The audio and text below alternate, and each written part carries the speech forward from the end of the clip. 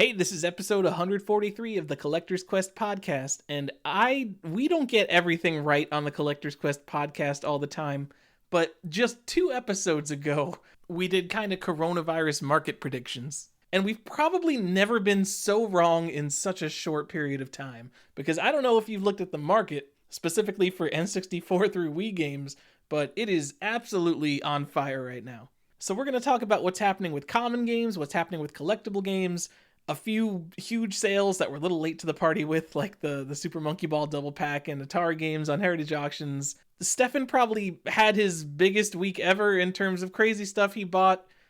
We have just a lot of casual conversation. It's a long episode, so I'm going to play the music now. Go give us 5 stars on iTunes and tell your mom about the show. Let's go.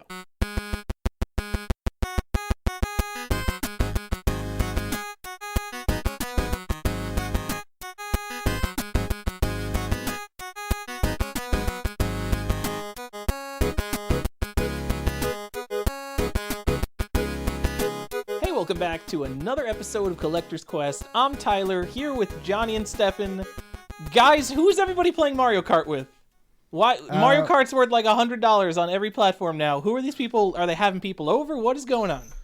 I don't know. I mean, that's how we're starting the show. Who are they playing with? Are you guys all like with your family? No, I'm quarantined When I by think myself. Mario Kart, I think 4 people playing at the same time. If you're playing with 2 people, maybe you're some SNES weirdo. I don't know about that. But you're playing Mario Kart, you're playing with 4 people. And do you guys have 4 people at your house even? Hey, Johnny and I used to play Mario Kart together with just the 2 of us. Well, you guys are losers and need to get more friends. Wow. I mean, I'm coming in rough with something you guys just have to learn. I've said this, I think, on the show before, but like the first game I ever played with my wife, like video game, was Mario Kart. And we were playing Double Dash and we were working to get the trophies and stuff. But she wasn't, she was her own racer. She wasn't like on the back of my cart or anything. So she, as I'm just about to complete Rainbow Road, she blue shelled me. And it was enough that I did not win. And because we didn't win, we didn't come in first place, which means we didn't unlock like the mirror course. And I was just like, what is your problem? What are you doing? We're on the same we're working for the same. Johnny. She was just like, I didn't want you to win. Wow. Stone like, cold killer. I was like, and that is why I can't play. And like this is when I found out my wife has a little bit of a competitive streak, but only when it comes to beating me, and that I already knew I had a very ugly competitive streak, and that's why I only play co-op games with my wife now. Yeah, I found that out with board games with Heather, that she would decide whether or not she liked a board game. It was determined by whether or not she beat me the first time we played it. Oh, so, it is pretty similar. So if I won, then she'd hate that game and never play it again. Yeah, no, I don't. This is, yeah, I like to be competitive against the right people. Being super competitive against my wife is not the right person I want to be super competitive with. I would rather just us play a game we can enjoy together. Hey, speaking of multiplayer, I'm super excited because my RGB modded Virtual Boy came in. So I'm going to be playing Virtual Boy on the TV tonight, guys. Woo! I had to think for a second if that meant that your Virtual Boy was going to be displaying in color. And I'm like, no, that's probably not it.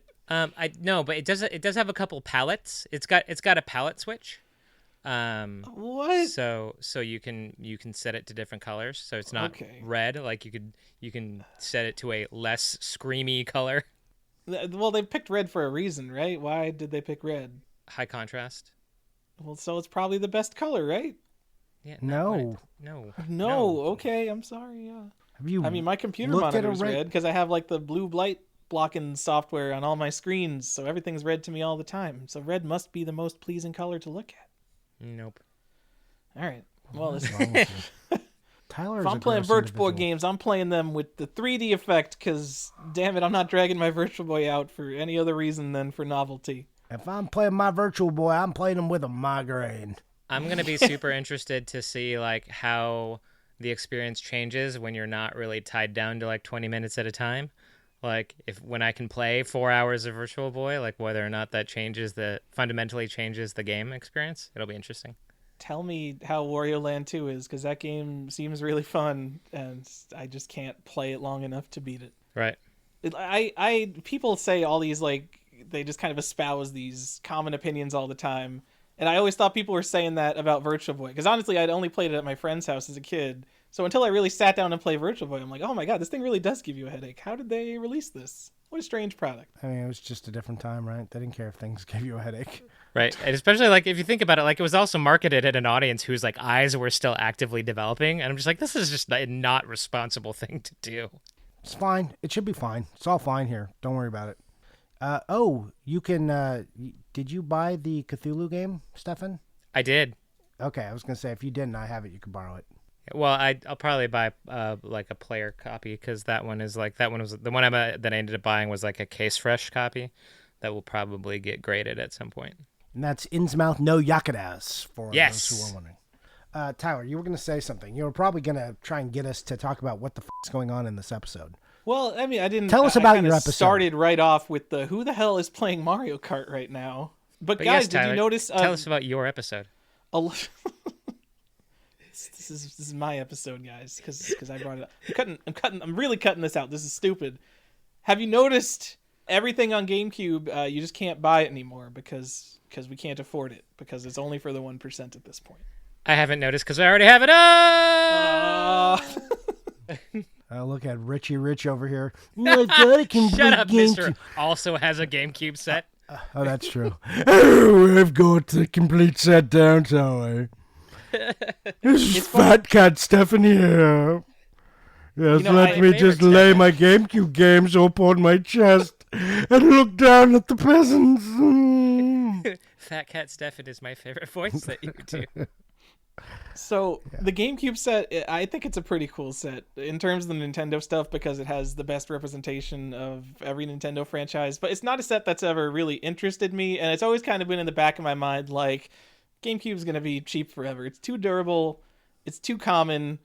There's not enough really like AA plus tier games. And look at how wrong I am. And speaking of wrong, 2 episodes ago, we were talking about like, oh my God, 10% unemployment. The economy's going down the tubes. What's going to happen to video games? And it can't keep going up, right?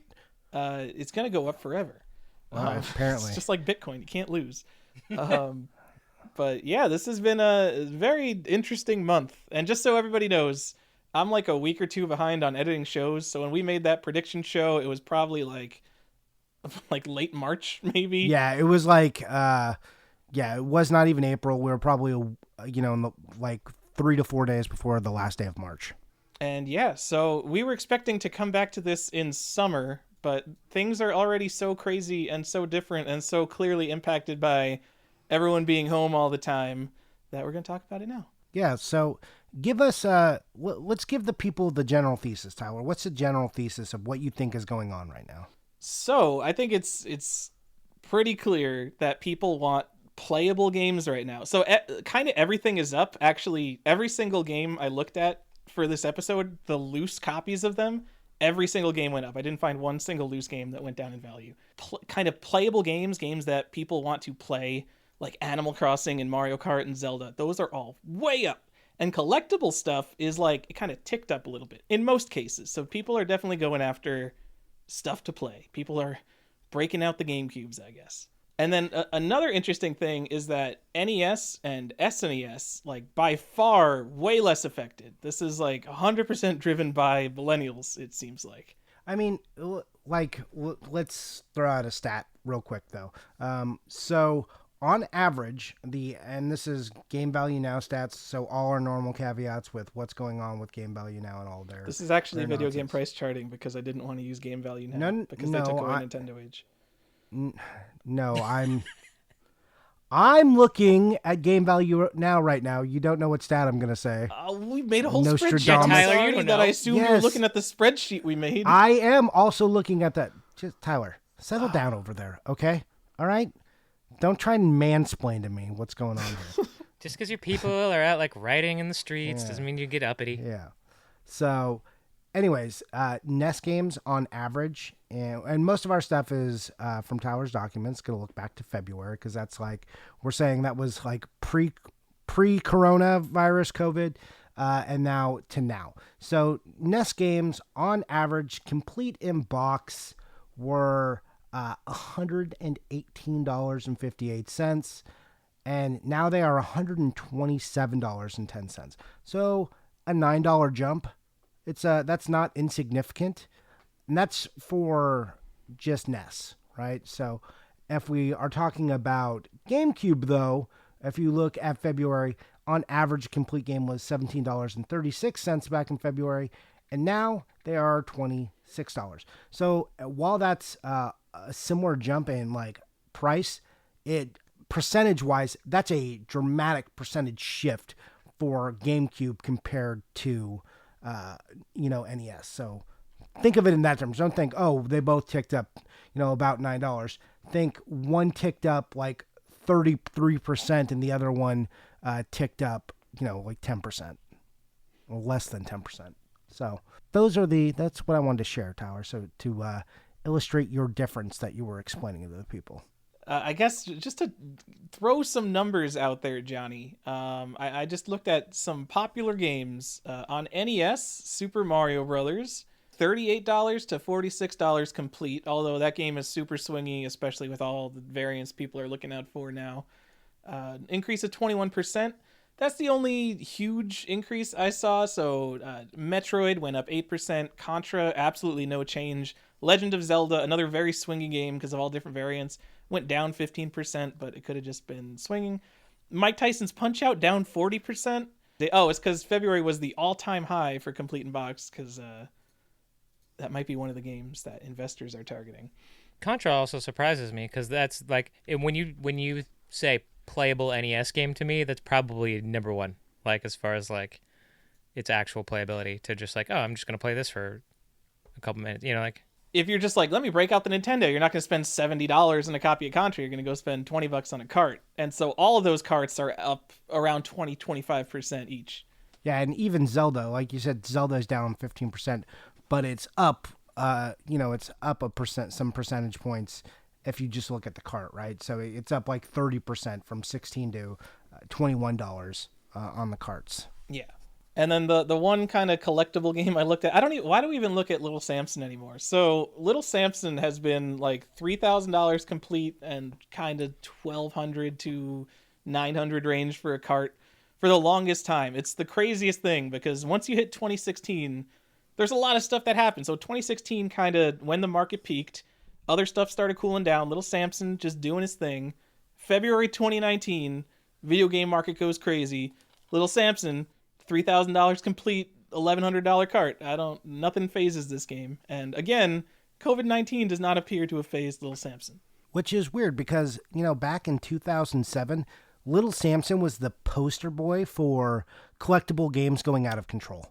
It was a like $50 to $70 cart or a complete game that turned into a $100 game, and then the next month it was $130, and then it was $200 and $250, $500, $700, and then just kept going up. Like it has been the game that was like used to clearly illustrate what the video game market was doing. If you looked at Little Samson, like the swingiest is like not even swinging. Like the video game spike looks like Little Samson. Whatever Little Samson was doing, it was the weather vane for how was spiking. And now it's just like not really, guys, because Little Samson is also a game that people aren't clamoring to go out and play. It's a fine game, even a good game.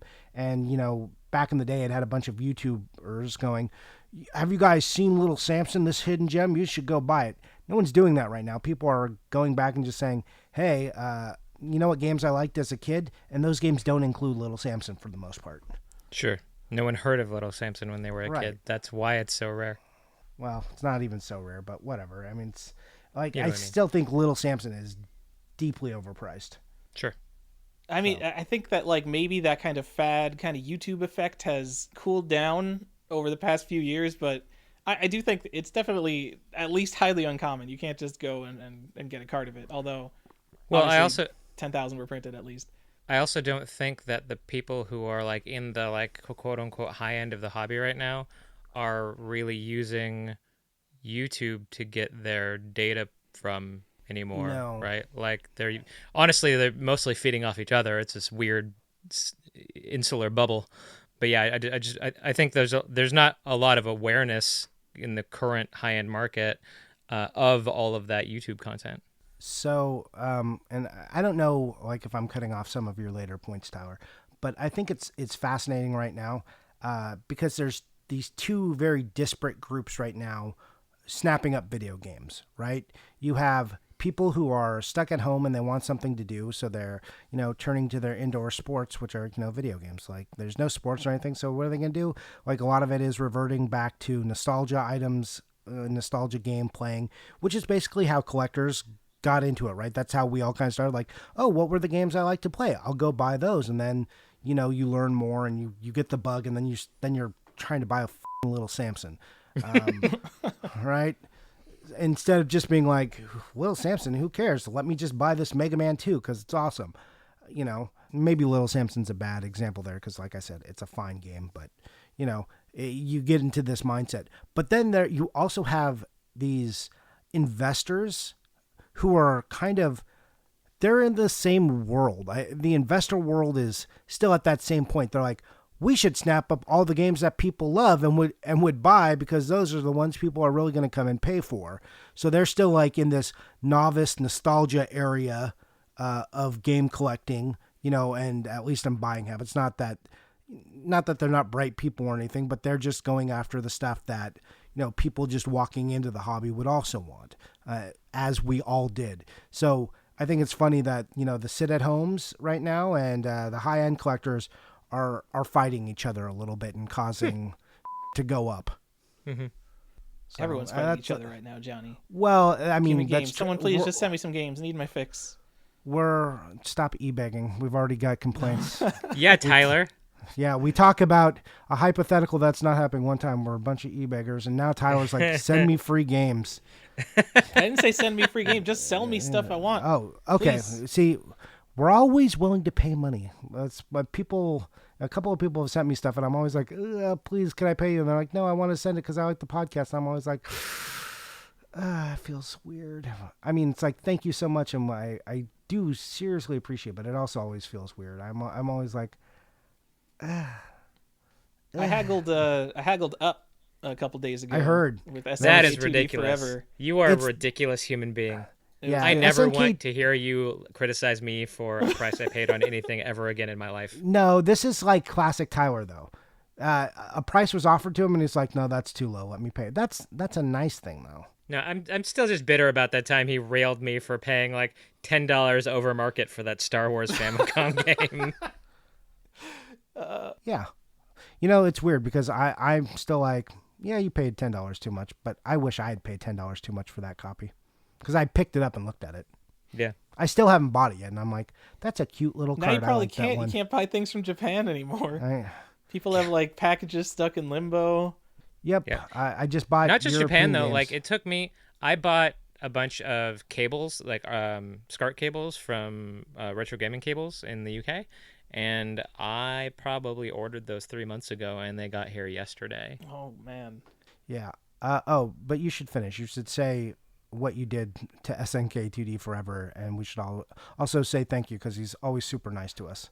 I mean, his price. I bought like 8 complete NES games or something from him, and he offered like 110. I didn't even look up the games. It was probably at least half price, and I said that's too low, and I haggled up to 125.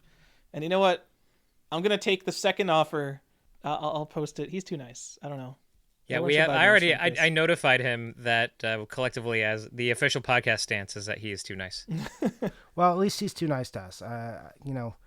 He's got a lot of good stuff. He knows a lot. He's got a really good feed. If you aren't looking at what he's posting, you're doing yourself a disservice if you listen to this podcast. Anyways, guys, let's talk more about this. What else is going on in this world? You've got a bunch of examples here, Tyler, and I'd like to run through some more. Okay, another really big effect is RPGs are all up, especially loose. one of the weirdest ones on the list is Final Fantasy III Complete in Box went down. And that might just be natural market swinging. It went from about 150 to about 130. That is very strange, especially with all the hype on Final Fantasy right now. Yeah, but loose carts went from 41 to 56 because people just want to play it. And the same thing with Super Mario RPG, up about 30%. Chrono Trigger up 20-25%.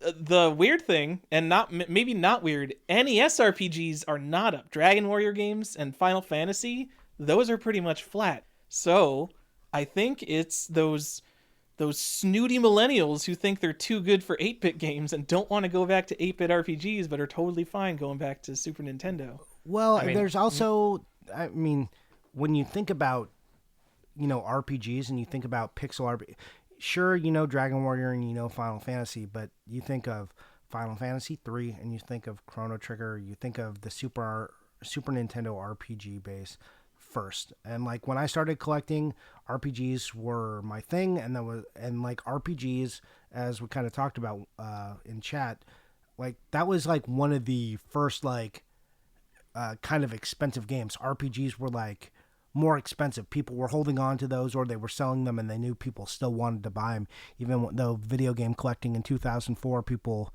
it wasn't really a thing as much. And now people coming back picking up RPGs. If their first thought is probably, Super Nintendo 16-bit, the heyday of RPGs, though I think you could make a legitimate case for PS1 as well, though PS1 RPGs don't age. The sprite-based ones are fine, but 3D stuff on PS1 does not age as well as 16-bit sprites. Well, and aging is sort of what I was going to talk about for NES, and because, I would venture to say that NES RPGs are less playable generally than SNES RPGs, especially once you get away from the big franchises like Dragon Warrior and Final Fantasy, when you're talking about like the RPGs that were modeled after like early PC RPGs, which were not particularly playable in the first place. And so, I think Super Nintendo is really the bread and butter where, RPGs got more palatable to a general audience, right? One of my pickups this week was Wizardry, the first Wizardry for Apple II. Stephan.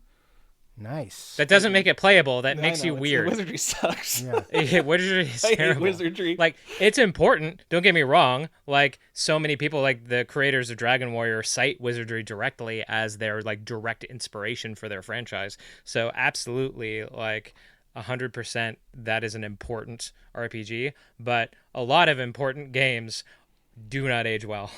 It's weird. For Final Fantasy, it's actually pretty hard to play the first Final Fantasy outside of, like Game Boy. There's not like, some people who are getting into this and want to play on like original hardware if they don't have NES, like Super Nintendo is a little more forgiving. Just like if you're looking at virtual stuff, it's easier to get a hold of a Final Fantasy 3 because they're in collections. Final Fantasy 1 is a harder game to get, so is Dragon Warrior. So I wonder if that, like, not being as easily accessible virtual, which would have had the ability for these people to play them and maybe want to own now, like, those games were just less accessible, so I wonder if that kind of affected it at all. Part of it for me, too, not wanting to go back to that early, is that, I was on the cusp from like an age demographic perspective, where I was I got Final Fantasy 1 for a birthday or Christmas from my grandfather.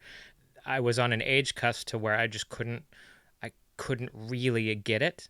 And so like I have this like negative connotation in my head. Like I think back to those like super, super frustrating attempts where I was just not old enough to get to just understand the premise.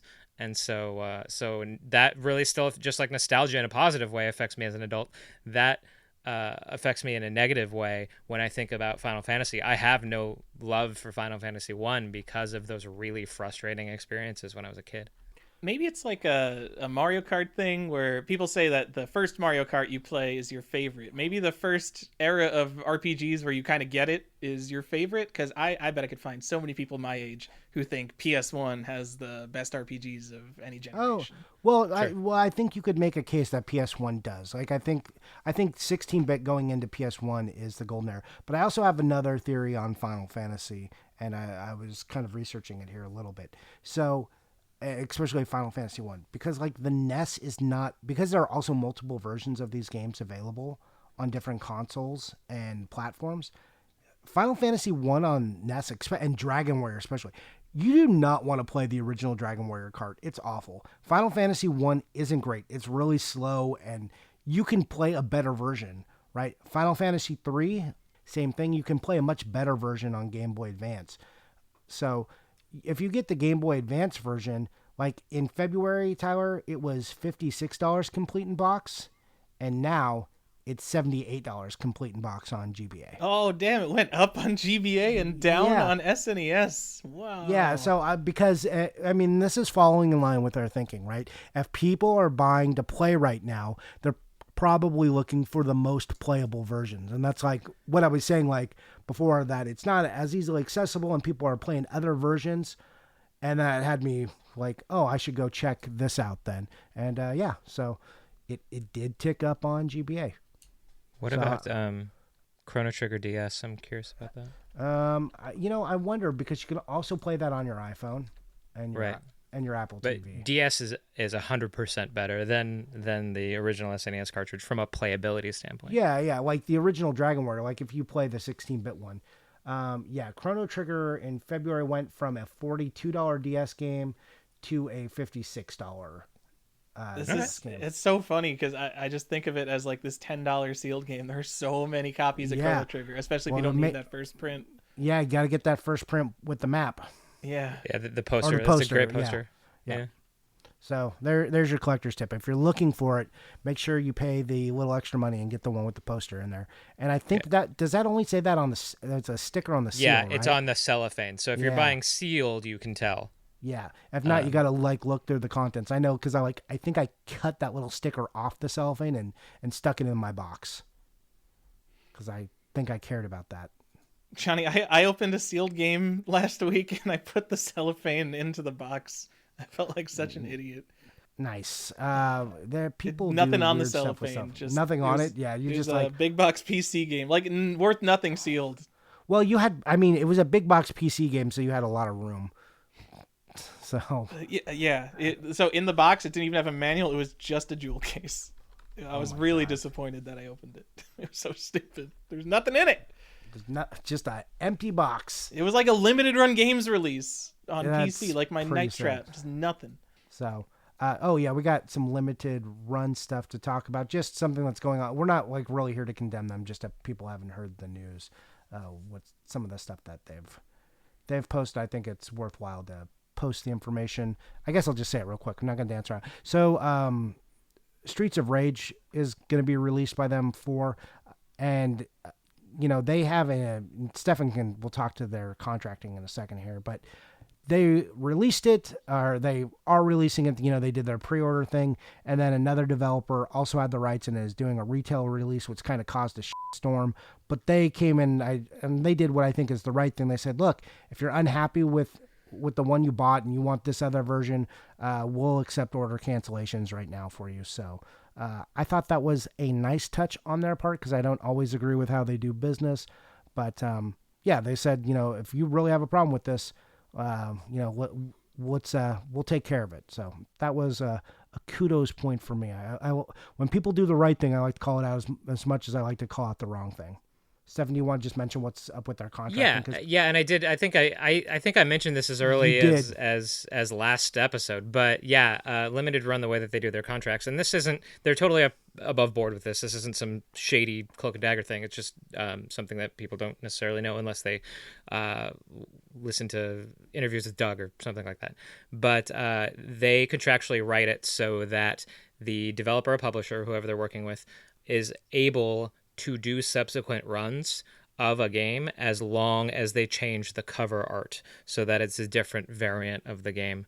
So in this case, they're doing 2 copies, or the developer is doing another run of Streets of Rage 4, and that's happened before. And in fact, Limited Run has done additional runs of a game, and it's escaping my memory right now, but they did a game with another limited publisher.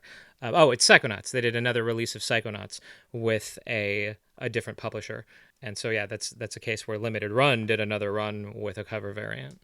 Yeah, guys, buy it because you like it. Don't buy it because you think it's going to be the only version of this game that exists. Because guess what? Psychonauts has existed before, and when PS5 comes out, Psychonauts is going to exist again. Yeah, I bought that Psychonauts. Why? Because I like Psychonauts. That's not, yeah. I like Psychonauts a lot. I like Double Fine a lot. So that's why I bought it. So Tim Schafer could on a plate, and I would buy it. Probably. Just... Like, sadly, that might be true. Stacking?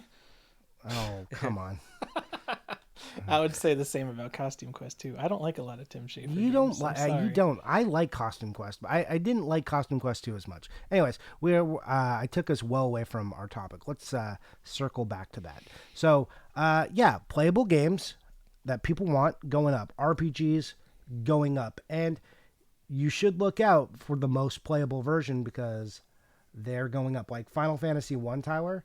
The PSP version, which I think is the best version of Final Fantasy, in February was $10, and it rose to $13 on the PSP. It's like a very cheap game, but even it saw, a significant percentage-wise chunk of movement.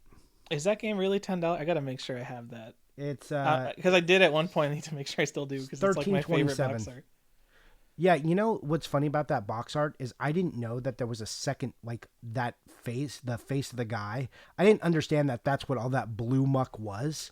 What? I didn't. Like, I thought, like where it says Final Fantasy and you see the guy, like, in the lettering, I thought it was, like, blue paint. Like, I thought it was abstract. I didn't realize it was actually a thing because it's, like, a negative image. I didn't understand I was looking at a thing. I didn't understand I was looking at a thing. That's like a funny that happened a while ago. I was like, oh, that's and I've owned this game and I say this is the best version of Final Fantasy. Owned it for a long time and I picked it up and I was like, that's a face. This is a guy. It reminds me of that part in Mallrats where the guy finally sees when do I get to see the sailboat? Oh, yeah. It's exactly that moment. So yeah. Yes. It's like, okay. And that references to Magic Eye puzzles. Yes. By the way. Thank very you. nice. I haven't seen Mallrats. I'm going to play the Jay and Silent Bob game tonight, and I'm not going to get any of the references because I've only seen the Clerks movies. You should Mallrats is watch good. Mallrats is good. Yeah, Mallrats is solid. Yeah, I think Mallrats is actually my favorite. People like Clone Wars, I guess. Rebels was interesting. I like Rogue One, but let's not go any further than that. So collectible games. Yeah. Just to give some examples.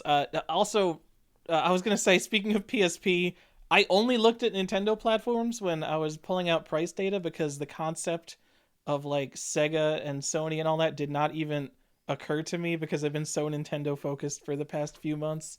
I think in general, the high-end game rooms have been like hyper focused on that, but they are starting to branch out now. You're starting to see different stuff from them finally. Oh yeah. But like most of the like Genesis and PlayStation, like some PlayStation stuff is going pretty crazy right now. But most of it has also ticked up with the general uptick and everything. It hasn't been as flat as like NES. Well, here, I'll give you a Genesis one. Sonic 2, March or February, $8. Now $15. It almost doubled in price. Whoa. I was going to say that's a bad example because there are way too many copies of Sonic 2, but it's still doubled. Yeah. Well, There's way too many copies of Sonic 1, and you saw what happened there. Yeah, the cart went from $2.50 to $7.30. So, like, it tripled there. So, like, or 200% increase. So, like, who are you people that have a Sega Genesis and don't have Sonic 2? Like, how did you understand. Not? Like, I have a couple of Sonic 2s by accident. Like, I find them in the garage. I'm like, oh, another Sonic. Weird. How did I get this one? Tyler, people are paying $8,000 for sealed copies of Spider-Man on the 2600. That is a thing that's happening right now. But yeah. Is it? 9,000? I think it was 9,000, but maybe it was Jesus 8,000. Christ. But How can it you says ever a be comic book surprised again at character on the anything? title. So what are you going to do?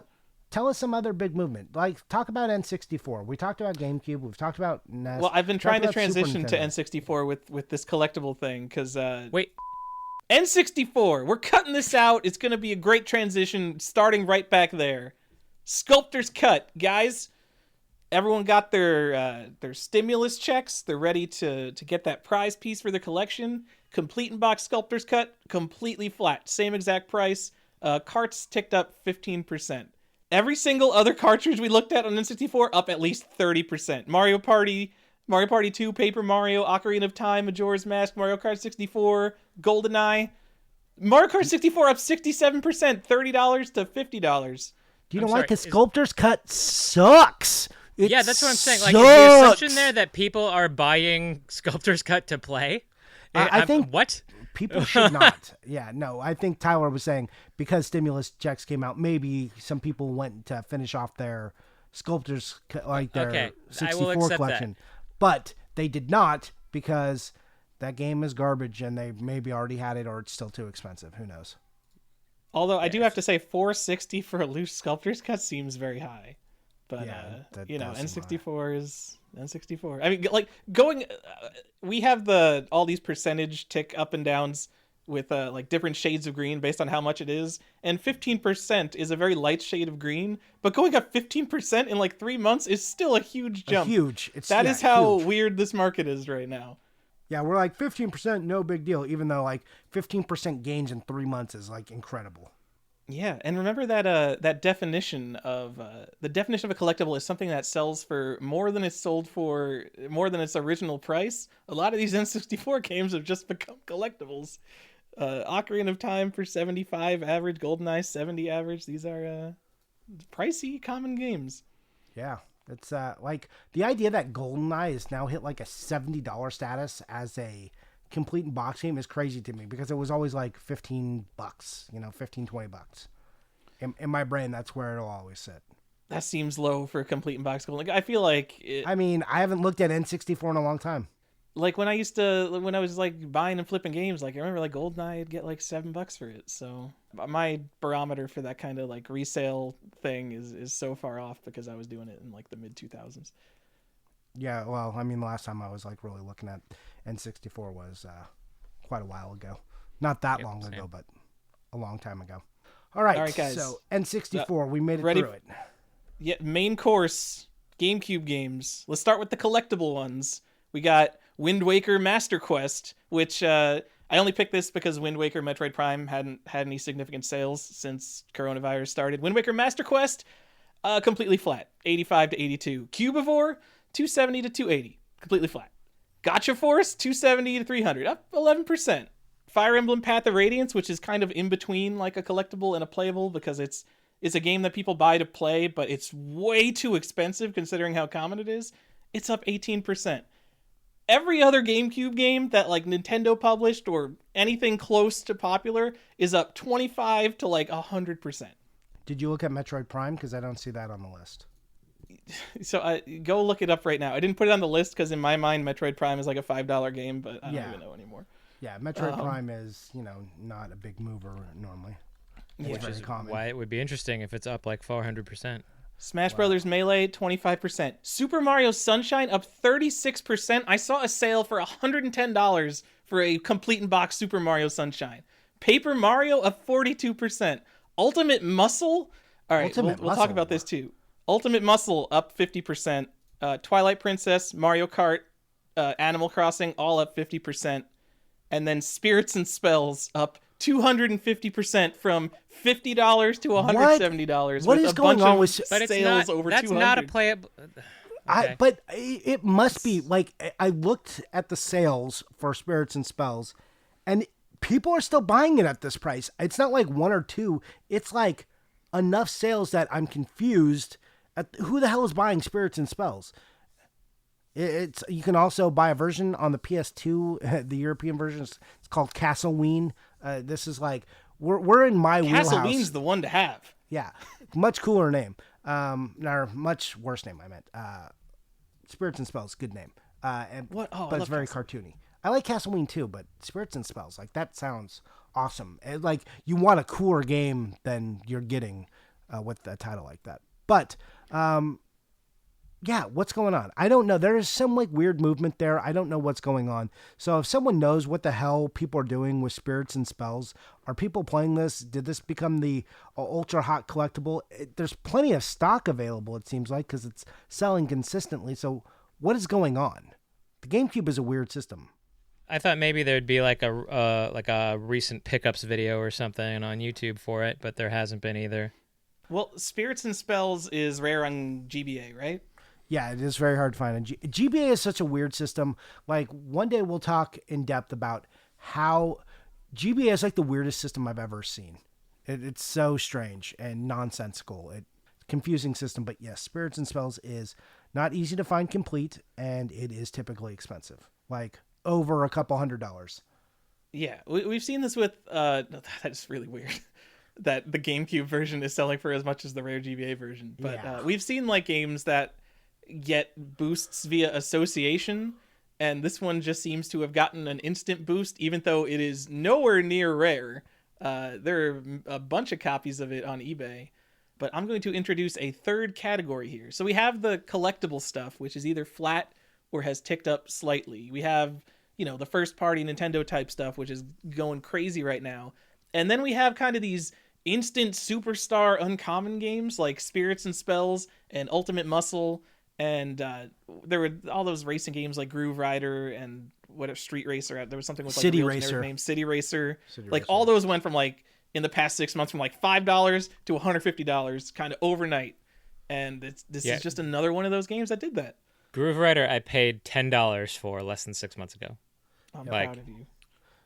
I'm just saying, like, Yeah, he's illustrating a point, not showing off. Yeah. Well, I mean, he is the prophet. Yeah. So here's Metroid Prime's data, just so you guys know. Went from a $15 complete to a $23 complete game on GameCube. That's a lot of movement. That's a big swing. that is a lot of movement for a common game that never moves. Right, which has multiple versions, was a pack-in, like, about... Look, it's probably the best game, I think, on the GameCube. So, I mean, that's great that it's super accessible.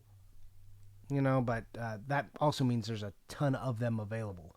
And you've got, like, the Metroid Prime trilogy. Like, there's other ways to get this game. Yep. And there's a player's choice. Like, there's so many versions of Metroid. So for it to swing, get like a 50% bump is crazy. In 3 months, wow. And then just to pick another console out, just the last console that's real exciting, the Wii Sports up 100%, $15 to $30. If you guys have a stack of Wii Sports, is probably the time to sell, because I think there's 100 million copies of that game. I don't think... So funny.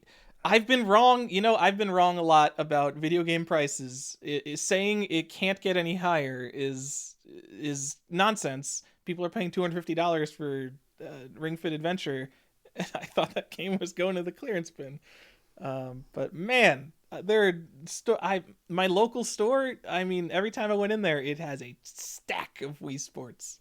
Yeah, I don't know what's going on here. I don't know where the explosion on Wii Sports happened, but yeah, it is. Like, I remember hearing some guys laugh that someone was asking for like $20 for a Wii Sports, and now that's less than market value.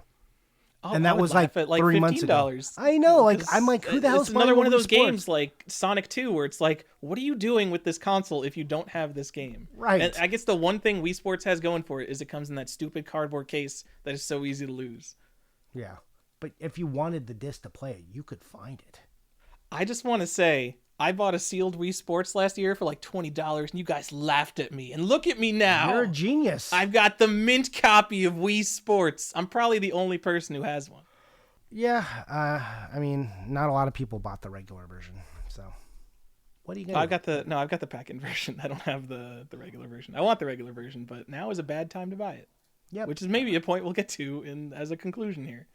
All right. So, anything else you want? Should we talk about the Big Daddy of them all? Should we get into that, or do you want to make some other points first? Is the Big Daddy of them all the last one on this list? Probably, yeah. No, we can get into the big daddy of them all. I wasn't even gonna look this up, and then someone told me how much money they were making selling them, and I'm like, wow, we should talk about that on the show. Yeah, these are always crazy because it's the last of a generation. We've talked about this phenomenon before. So this actually has a lot going for because people also want to play this game. This is kind of like the best of all worlds here. Well, and that's why people were buying these specific types of games to begin with.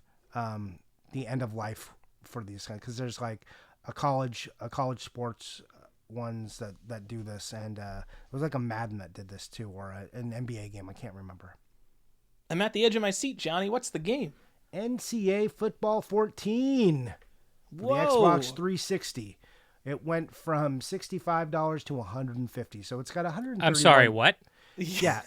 Well, it's Stephan, if you've ever been on this podcast before where we've talked about this, so a lot of these games are the last version of like the NCAA games. So there's like a football one, a basketball one.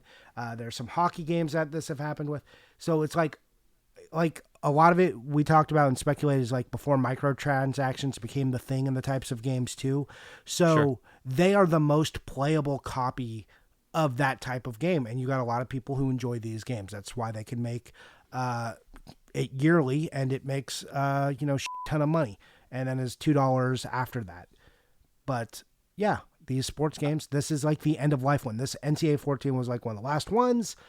And it's on the 360, which is still a very playable console. Like you can play it in your Xbox One, and people are playing it. This is not the only sports game to have this phenomenon. So you could look around and see the same thing. And it does fall right in line with our theory of collectible games that people want to play. I wish we should have taken some time out. I would have liked to have looked at any other 360 games that like had seen a big spike or anything. Well, good thing we came prepared to the show. Yeah, do you want to pause and look at this live? No. We can keep talking. Let's talk about the big GameCube sales that make me want to vomit in my mouth. The Duo Pack. The Super Monkey Ball Sonic Heroes Player's Choice box set piece of cardboard. Yep. Because the games on their own are exactly the same as regular Player's Choice versions, but when they come bundled up in this sick cardboard box that goes around them, one sold sealed for $6,101, and then immediately afterwards, one sold for $6,100 that had like a dime-sized kind of chunk out of it in the top. And when he says immediate, it was the next day. The next day that sold. And then even after that, there was one that got listed up and then taken down, so it probably got sold via a private deal. So 3 of them just sold. Probably the third one, I'm guessing, also went for some ridiculous thousands of dollars number. Yeah. So I got asked in a few DMs because we had an episode on double packs why we didn't talk about this one, because we talked about one, we didn't talk about all the double packs. 2, we were talking about interesting ones. These are expensive, but not particularly interesting. As Tyler just said, they are just Player's Choice games. There's also another 2-pack, because now let's talk about, there's a Sonic 2-pack, more interesting than this one, and then there's a Monkey Ball by itself 2-pack, and then this is a Sonic and Monkey Ball. This is the duo. This one specifically says Duo Pack on the side, and it's bright yellow. So there's a blue one, a green one, a yellow one. They're speculated to be GameStop releases. The cardboard's pretty flimsy. They are just standard Player's Choices. They don't say not for resale on the back of them or anything like this. They're not very interesting. So, and I didn't want to sometimes we can have the effect of driving up hype or on something like that, and I did not want to do that. And you can ask Stephan has asked to talk about this before, because it's the one we were both missing, and I'm like, I don't want to talk about this stupid game. People are going to think it's important and then want to. It's not. It's a crazy price to pay $6,000. Tyler, what are some things you could spend $6,000 on? Because we wanted to talk about that in the show. Like what in your collection? Anything? Yeah, what in your collection? Almost you you could have got a stadium events in the last Heritage Auctions, the one with the face cut out. I think that was about the price it went for. I just recently paid half of that for an unreleased Earthbound prototype. Let that sink in. Yeah, oh my God. So Tyler, I want to just look around in my office, and I'm going to tell you all the things that I've paid more for than that Monkey Ball. Oh, 0 items. 0. Hey, that Blockbuster competition cart? Nope. Let's see. New Leaf? No. Oh, how about the Fantasia from Disneyland, which was in the House of the Future? Nope, not that one. What does a sealed Legend of Zelda go for on NES? Because Reserved Investments always says it's like 5,000 to 7,000, and like what? Like Legend of Zelda, I'm not one for like 1,000x sealed multipliers, but if you're gonna buy one, I just don't get it. Like if it had anything else going for it, if it was like a Nintendo game, if it wasn't a budget label, well, I mean, all it has going for it is rarity. It's a third-party bundle pack. Well, and we don't know exactly how rare it is too, right? Like people haven't been that interested. They've been a couple $100. Like I've seen them sell for $300. Look, it's one I've needed, so I tracked the sale. Like I didn't buy one when it was $500 because I was like, I'm not paying $500 for this stupid thing. That's too much money for this thing that isn't that interesting. And now I have to apologize to Stephan because there was one for like $2,000, and I said, "Stephan, don't buy that piece of garbage. You no did. One's gonna pay." You did tell me not to buy that piece of shit. I did. I'm apologizing to you. I didn't know you're the video game prophet. You should have bought it and told me just like, no, Johnny, right. let me show you the way. No, that's fair. That's fair. It is my fault that I did not foresee this. Yeah. So I mean, I did. I apologize. That was. Who knew that would have been a fine thing to buy for $2,000? That seems insane to me. We were laughing at this when it was like $4,000. It was $4,000 when I first posted it in our like internal chat, and it was like, guys, this is fucking crazy. Same auction. Just to be clear, we're talking about the same auction earlier in the auction. Not and then it just one. like started to chunk up in like increments of like 500, and I'm like, and that was like it was at like $4,000 like 9 days before the auction ended. So not only are people overpaying for this, but the people who are overpaying for this do not know how to use eBay. Well, the one that did eventually win was a snipe bid that was put in the last 2 seconds. I was watching it live. And as far as I know, the first copy went to a super hardcore GameCube collector, which I think they probably know is quote-unquote super overpriced, but it was a nice copy, and they were willing to pay anything for it. The one that's even more confusing, because is the second copy that's sold Buy It Now, because to some extent, if you think like this is the coolest thing ever for some reason, and you want to have the best version in the world, and I don't know if this was the best version in the world, but it seemed pretty nice, you know, the sky's the limit in what you want to pay for it if you can't find another one that's nicer. But the second one that sold for the same exact price was a fucked up copy. Like, was he FOMOing that there wasn't going to be another one of these to show up for $6,000? Yes, that is exactly so ridiculous. It is ridiculous, but that's totally what happened. I would not be shocked if it was the underbidder. I'm sure it was. Who else could it have been? Like, no, how could you invest in this? So I want to make a comparison here because, guys, video games. Have you heard comic people are getting into video games? I think we can agree that because of a variety of circumstances, besides being sealed, this game has this bundle set has nothing going for it except pure rarity. Yep. The rarest DC comic book, as far as is like hyped and everyone says, is Adventure Comics 26. It's a book from the late 1930s, I think, and it's worth about $7,000. The rarest one. Like no one wants New Adventure Comics 26, but it's the rarest one, and it's worth $7,000. And this GameCube game just sold for $7,000 or $6,000. It's a little different though, because still video game collecting has not evolved to the point of comic book collecting. Comic book collecting still all about keys, not about sets. Like people don't really. The idea of set collecting in comics is a dying or dead thing, right? Where in video game it still is. Like, look, I've told people like I was going to pay what I thought was stupid money, like between $300 and $400 for this thing once upon a time. It was on my list. It was the last big box I needed. I'm still never paying $6,000 just because I think there's other things to buy. Also we should point out $6,000 for me to drop on a GameCube thing seems ludicrous, but if you have much more money than me, maybe that just seems fine. Like that's the other thing, right? Like my bankroll is not the same as everybody else's bankroll. I know some people look at me and say, Johnny, you spend a crazy amount of money. And then I watch people buy a steel game for like my yearly budget on games. So, we're all in different places economically. So it could also be that, right? I just want to go back to your set thing because it's so easy to ignore this even if you are collecting the GameCube set. And Yeah, it's I super have easy. to imagine that's going to be the opinion that prevails over time because I know, especially from this generation and onwards, you can like go onto Google and find like gas stations that just put 3 Xbox 360 games in a blister pack and they're selling it as a box set. And it'll just have like the name of some gas station in Missouri on it. Like, does that count? Because like, if this was a GameStop set, how is a GameStop set something that's more prestigious than a gas station blister pack? Well, I mean, it was a specific 2-pack released to GameStop specifically. I don't think it was packaged by GameStop.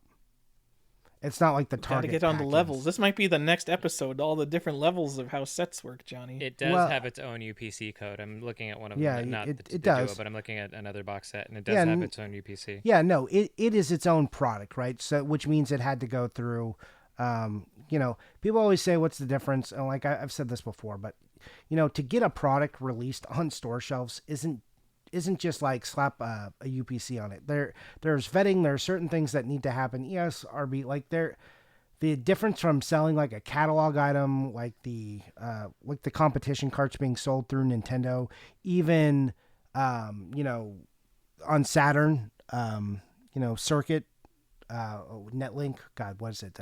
What's the game? Daytona USA. Yeah, Daytona USA Netlink edition. Like those, even though they are kind of retail copies because they didn't go through the full retail process. So there's definitely a delineation there legally and how games are released. But we will get into set collecting on the next episode because I got some thoughts on that, and I want us to kind of just talk through some of that. There's no like right or wrong answers. I just want to explore the idea of set collecting on the next episode. So, All right. yeah, Tyler, but I'm kind of with you. Like this, it is very ignorable, right? Also, it's a player's choice. It's not like non-player's choice copies in a big box. And most people like just ignore the player's choice copies. So even if you could say, I have all the standard release big box games and the standard release set, if you wanted to get into that, right? If you wanted to dice it up, which people will do. And these are player's choice games. Super easy to ignore. I have been slacking on my player's choice. I don't have I have all the black labels, but I don't have all the player's choice. Yep. So I just want to say, the Super Nintendo found a Platinum Hits GTA Double Pack. I don't know if it's of a similar rarity. In terms of copies I've seen, I would say it's of a similar rarity to the Super Monkey Ball thing. And so it's with a store owner that he knows, and he put in an offer for me of $100. And I'm like, that sounds great because I am not going to pay Super Monkey Ball prices for it. And GTA 3 and Vice City are both more important and probably much more beloved games than Monkey Ball and Sonic Heroes. But they're on Xbox. It doesn't say Nintendo on it, so it doesn't matter. Yeah. Did you get it? I don't know yet. I'm assuming no. Oh. But it's fine. I've honestly given up on it. But I am happy that if I ever do get it, I can still give up on the Xbox Platinum Hits set because news for anyone in the Xbox world who hasn't noticed yet, there is an NBA Ballers Platinum Hits variant found by the Pirate Pimp, who has the only known copy in the Xbox world, which is pretty cool.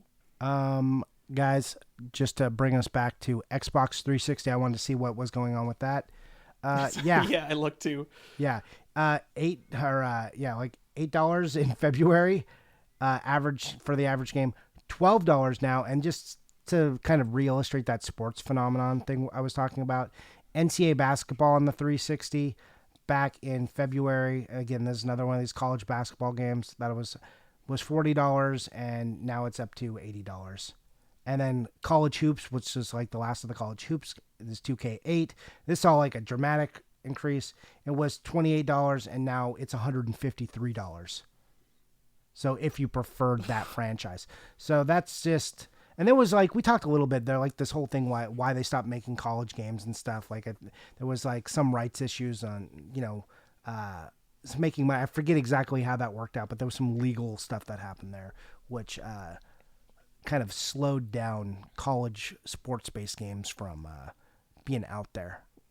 Johnny, I just want to point another Xbox 360 thing out. I made this spreadsheet yesterday when I said NCAA 14 is Yeah, it's up to 150. 100, It is up to now 180 now. 181. Yeah, I saw that. There's a It, lot of copies selling, like a yeah, dozen a day. So maybe it's not as uncommon as I thought. People just really want to play it. yeah, people like this is what people do when they want to play a thing. So Yeah. it's like look at Ring Fit. Ring Fit is the perfect example of the thing you like Yeah. that people are using. Like people will pay for the utility of a I thing. feel like Ring Fit, people can use the excuse like, oh, I'll pay for this instead of my gym, like my friend Well, yeah. did.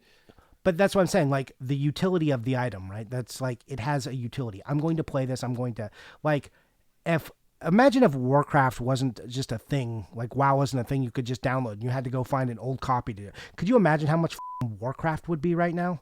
Like, Like WoW. Animal Crossing. If Animal Crossing was like the NES Classic, how crazy would that be? Yeah, it would be just like $500, and you'd be like, "Well, I'm going to spend the next 100 hours of my life in it, so I guess I can justify $500." Like that's. It's not 100 hours. It's a lot more than that.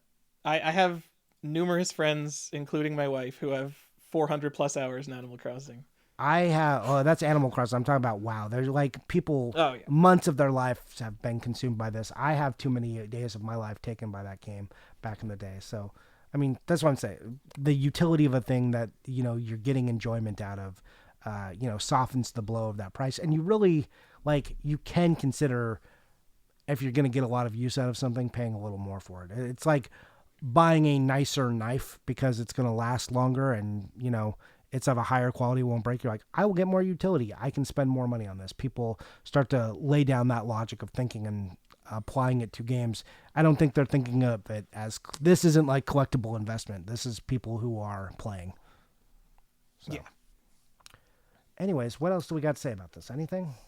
I did want to bring up something that I was talking about before the show and just kind of have the discussion on air where I was curious as to how much overlap there are in the communities right now because the high-end people are still driven by importance, and those important games tend to be the more playable things. So like the bigger franchises.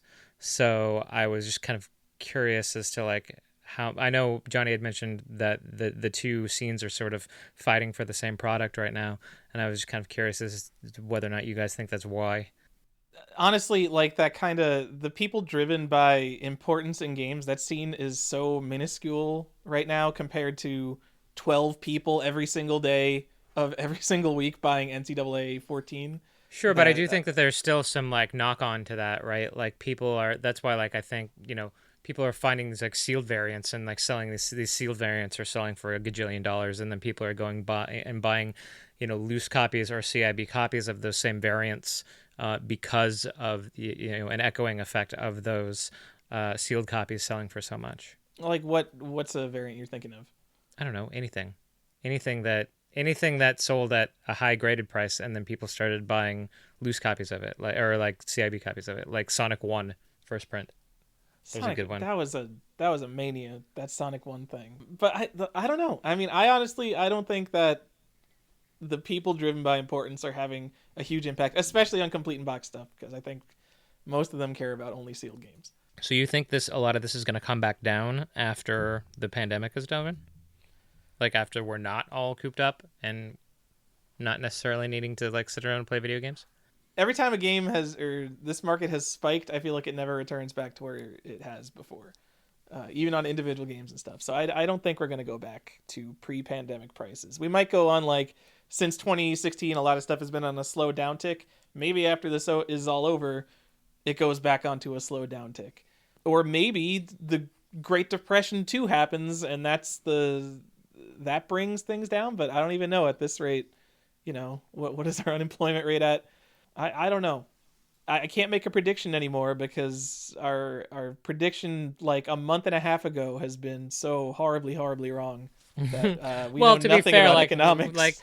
you were predicting in an environment that was unprecedented. Like there's not, I don't know. It's not like we had like huge,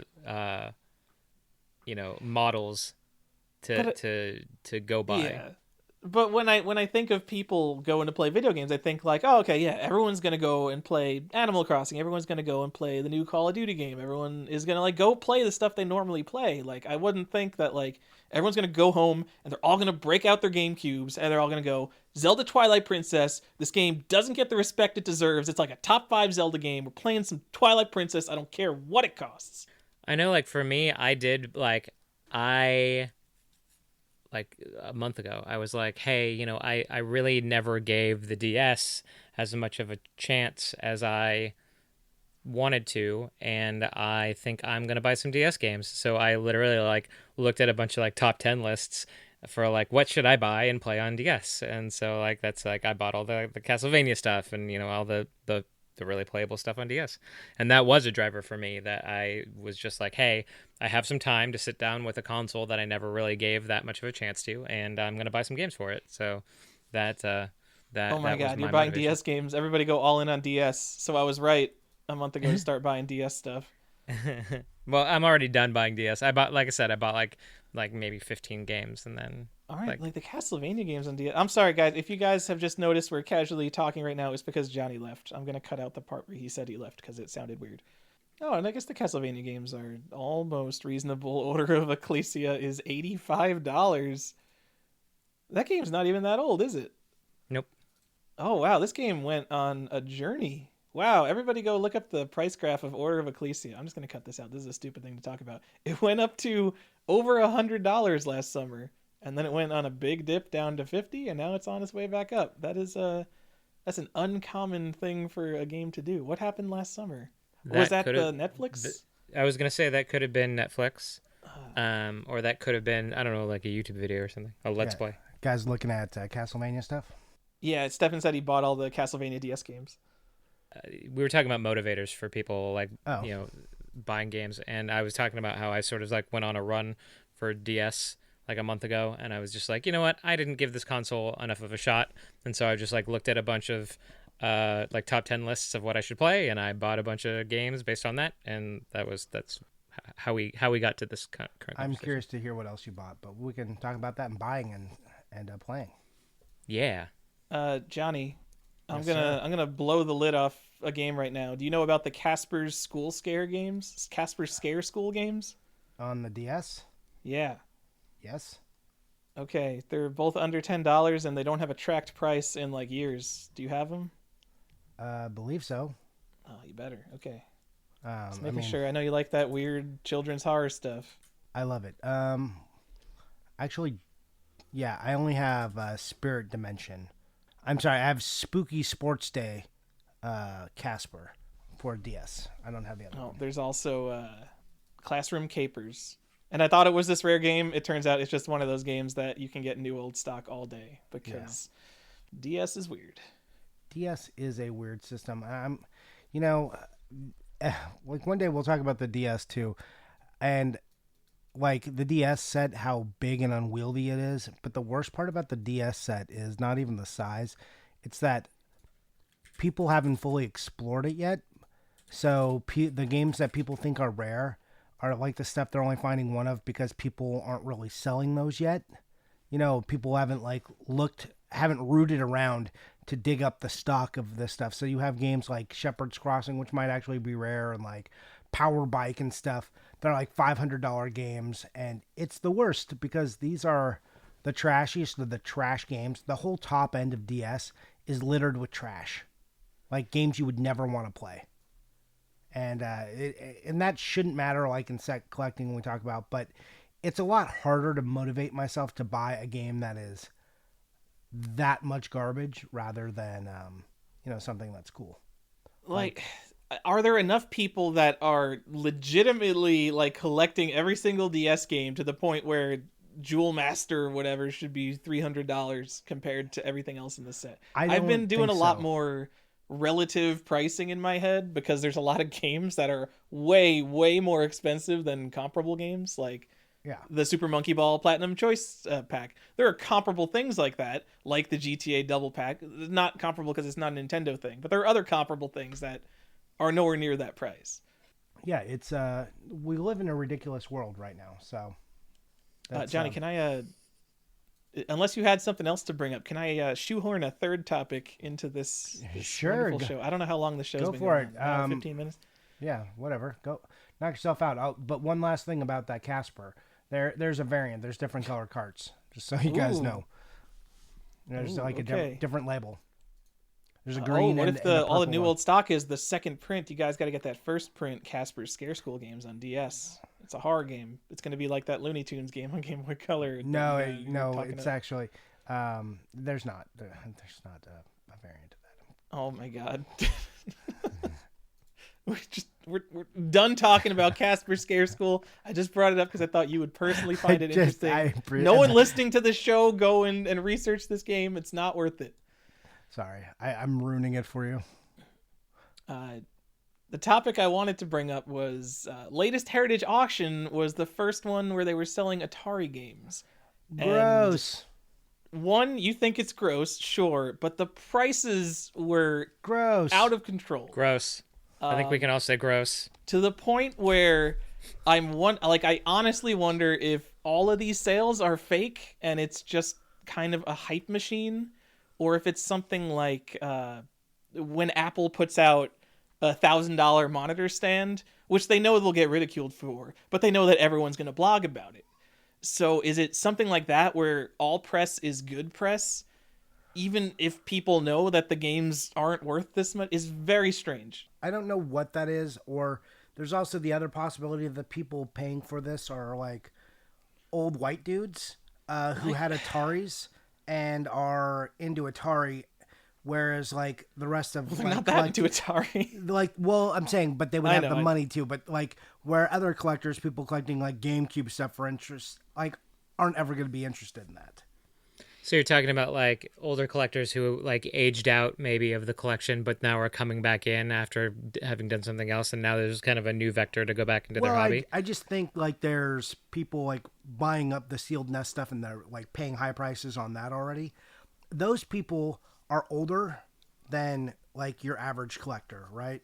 They're of an older demographic, so Atari might appeal more to them. Where I think the bulk of collecting had kind of looked at that at Atari and went, no thanks, pass. And they're looking at it as like, we're comic people.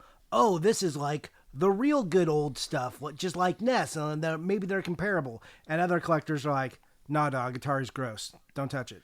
Well, yeah, and you know, I think the people who have been in the scene for a while kind of were around when, you know, you did have liquidators for that stuff. Like Adam Harvey posted in some one of the Facebook groups, basically like a catalog from like the 90s, like Funkoland era sort of time, where this liquidator was listing like having thousands and thousands of like sealed copies of all these Atari's 2600 games. So just like, and blowing them out for like, you know, $3 a piece or whatever. So yeah, I think the people who've been around long enough to know how much stock there is of Atari sealed product can't be the ones buying it. So sometimes I just want to say that like almost the minimum price anyone paid for a sealed Atari game was $200 on Gross. like garbage. Like what? Sometimes people will say like that basic like math. That's not garbage. That's amazing. I'm just proving I know a launch title. So when people say something is common, they speak in kind of different levels. So one of the things that sold on Heritage Auctions, I think a Zelda 2 sealed sold for $36,000, which isn't even the topic I want to talk about. But people go around and say, that game is common sealed. That's ridiculous. And by common, they don't mean like, you know, you'll stumble over one in the street, but there are enough of them out there where that price kind of makes no sense. Right. Like if you wanted to go find one, you could. Yeah. And then there's also there's plenty of NES games where they show up if you just randomly even just look for them on eBay. They're easy enough to find sealed. When I'm going to say these Atari games are common, like Stephan said, there are distributors that still have these stacked to the ceiling in warehouses. It is nothing like NES. With NES, one of Wada's first pedigrees was they basically found a warehouse with a few hundred new old stock NES games. If you found a warehouse with a bunch of new old stock Atari 2600 games, that would not be a video game pedigree. And so I'm specifically mentioning this because the games that sold are all the types of games you would get from a distributor. A lot of them were budget label. There's atarsales.com is one of these distributor guys. And like more than half of the games are games that you would get from him. And all these new old stock games are like $10, $20, and they all sold for crazy money. Donkey Kong Jr. Another thing, people don't know the variants. So Donkey Kong Jr. is the red box variant, which is like the budget label kind of player's choice reprint, and is sold for $1,000. It is a $20 game. As soon as it's sold, I bought one, which is fear of missing out. I know I shouldn't do that, but on the other hand, it was $20, so I guess why not? Spider-Man sold for $9,000. I think we brought that up. I don't know. There's M Network Games, which is like this third-party publisher that has a ton of new old stock sealed games. Super ugly boxes, by the way. Yeah, and they're super ugly. Like these Redbox games, these like garbage reprints. Space Invaders Redbox, $2,600? Like what? Not even the original print? These people are just clicking the bid button and assuming that the underbidder like knows what it's worth, and they're just like, oh, I'm gonna beat him. Yeah, I know this is a hot thing. Space Invaders, that's a hot thing. You could buy like 3 Space Invaders arcade cabinets for that. I just think like a lot of those sold on name recognition, right? Like they're just like, oh, I've heard of these before. Oh, like the 100%. Way you hear for Nintendo. Yeah, like you can see like the Indiana Jones got a tick up. Rampage sold for $1,000. That again. Indiana Jones is like dirt common too. It has a sweet box. Like even I know India, like because I've looked at some Atari games. I'm like, I love these series as like a thing I love. Maybe I'll buy an Indiana Jones. Oh, I bet it's gonna cost me some money. No, it's like $20. Okay, never mind. Indiana Jones, fine. Maybe I'll grab that. And there's always the people that are saying like, oh, you guys are on Atari, but it's the real important thing. You don't understand. Like, no, Defender 2 is not a $400 game sealed. Yeah, let's talk about what happened to Smurfs, though. Smurfs is like one of my favorite Atari games, by the way. I guess it's Coleco, but... Yeah. Oh, I thought you were being serious because there was a sealed Smurf. Was there a rescue in Garmagel's castle? Yes, there was. Yeah. It went for $1,000, Johnny. Oh man, and that was a pretty popular game. Lots of people had that game. It's got a sweet box though. It has a big green banner over it though. Oh, is it the banner one? Yeah, the other one's better without the banner on it. Yeah, so it's funny. So I actually can't say on the $1,000 Smurf if that's anywhere in the realm of reality. So I know a lot of the other games are garbage because I have them. I have like half the games in this sale because when I needed to buy a complete in box Atari game, I would just go to one of these distributors and be like, "Hey, give me all these $10 games. I'll just buy them sealed." And then there was one single cool game. It was a Sword Quest Waterworld, which sold for like $4,000. It was not the most expensive thing. It should have been the most expensive thing. I have no idea what a reasonable price is for it, but that's the one cool game. But anyway, just all I want to get out of this is that there's a lot of sealed Atari games. Don't invest in this. Not that I think our listeners are investing in this, but there's a bad hype train. It's super bad. You gotta find like a really sad hype train whistle sound for this. Yeah, just like for the bad hype train. Yeah. So the Smurfs you were saying that sold, it was actual Smurf, right? Not Smurf Saves the Day. Yeah, it was a rescue in Gargamel's castle. Yeah. Okay. Man, I hate that they put that giant green banner over it. So it would actually be pretty cool box art otherwise. Yeah, like the box art is like pretty sweet, and then you just... Well, it looks like they had to put the banner over it because it was a game that was made by Coleco, but they wanted you to know it's not a ColecoVision game, guys. Yeah. It's Atari. It's not. We got it on Atari here, just so you know. Yeah, the other one is Smurf Saves the Day, and that is it's Smurf rescuing Gargamel Castle, and then the other one is Smurfs. So gotta love that. Love when games are like that. Smurfs rescuing Gargamel's Castle is the better game, by the way, if you're curious.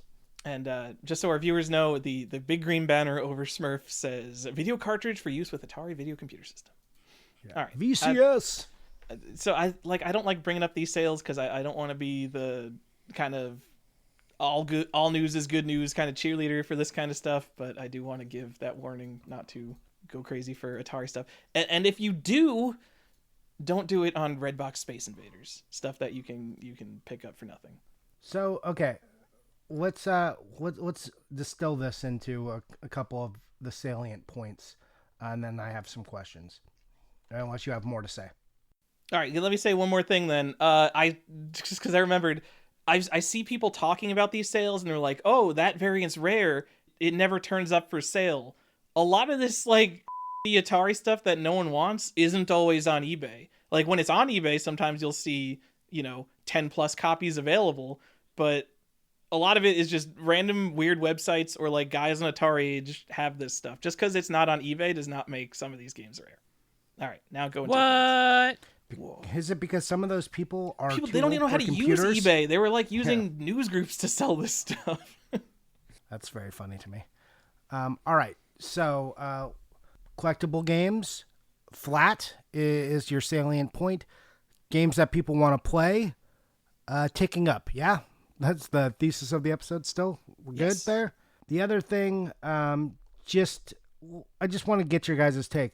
Before we said, hey, the employment rate hit 10%. That's crazy.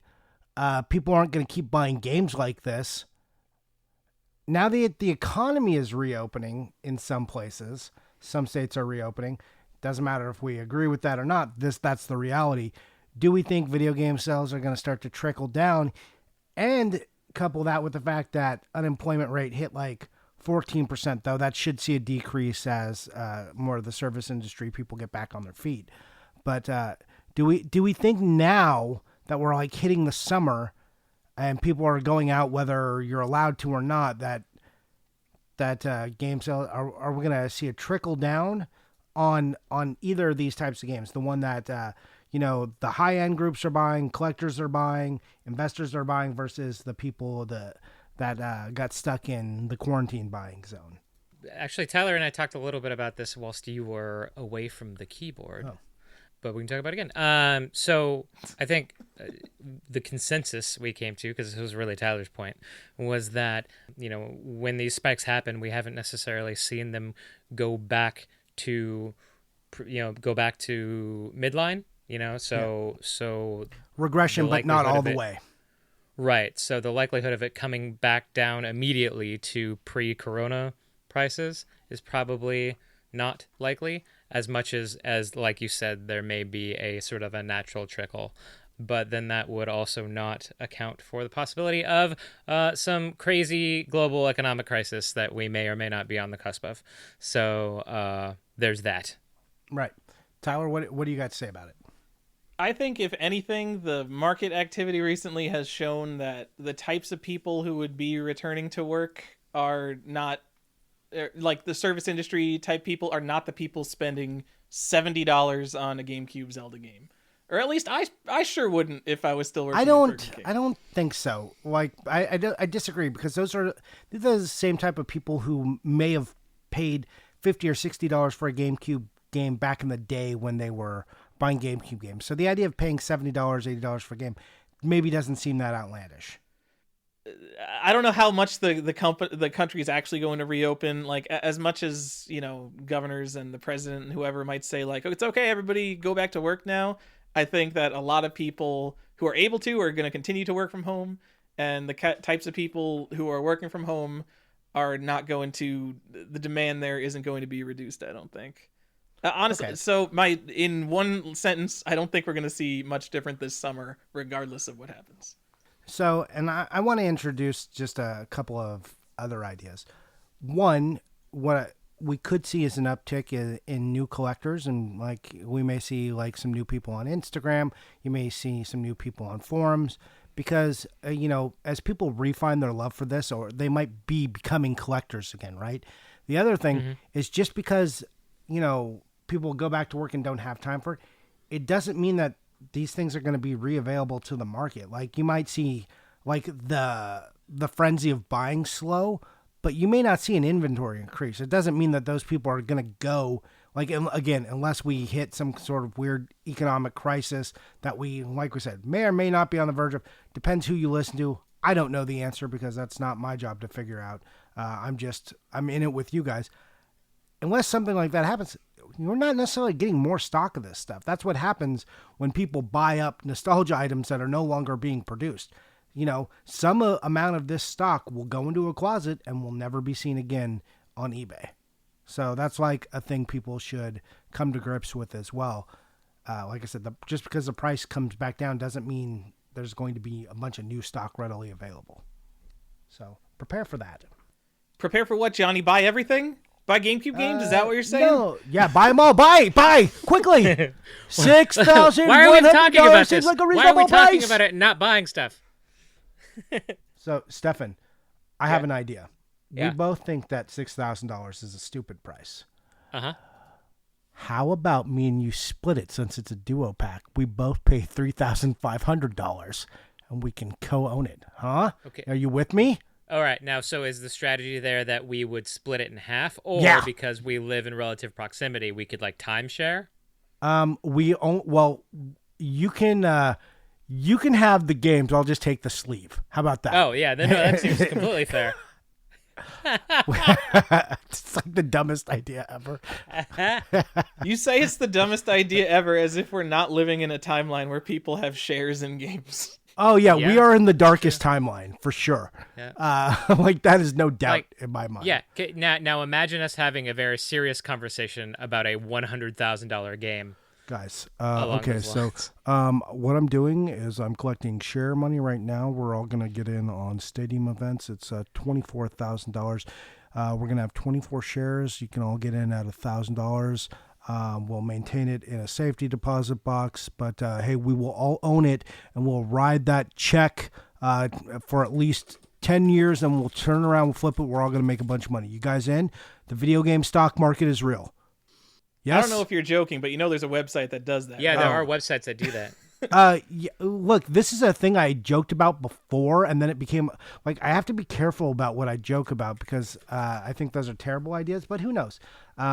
Stock sharing is actually a real thing. So it's I'm not surprised that the idea has been extrapolated and applied to video games at all. Lots of little stock sharing apps that happen where people buy portion of stocks, in stock groups and stuff. That's every day. Johnny, this podcast didn't used to make me sad. Why did this one make you sad? We just had a good laugh about how we're going to share.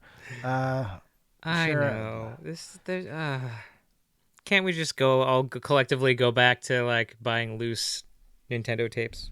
I didn't really buy loose Nintendo tapes. I did that for in 2004 a little bit, and then I was like, I miss the boxes, which was weird because as a kid, I kind of got rid of the boxes. Yeah, me too.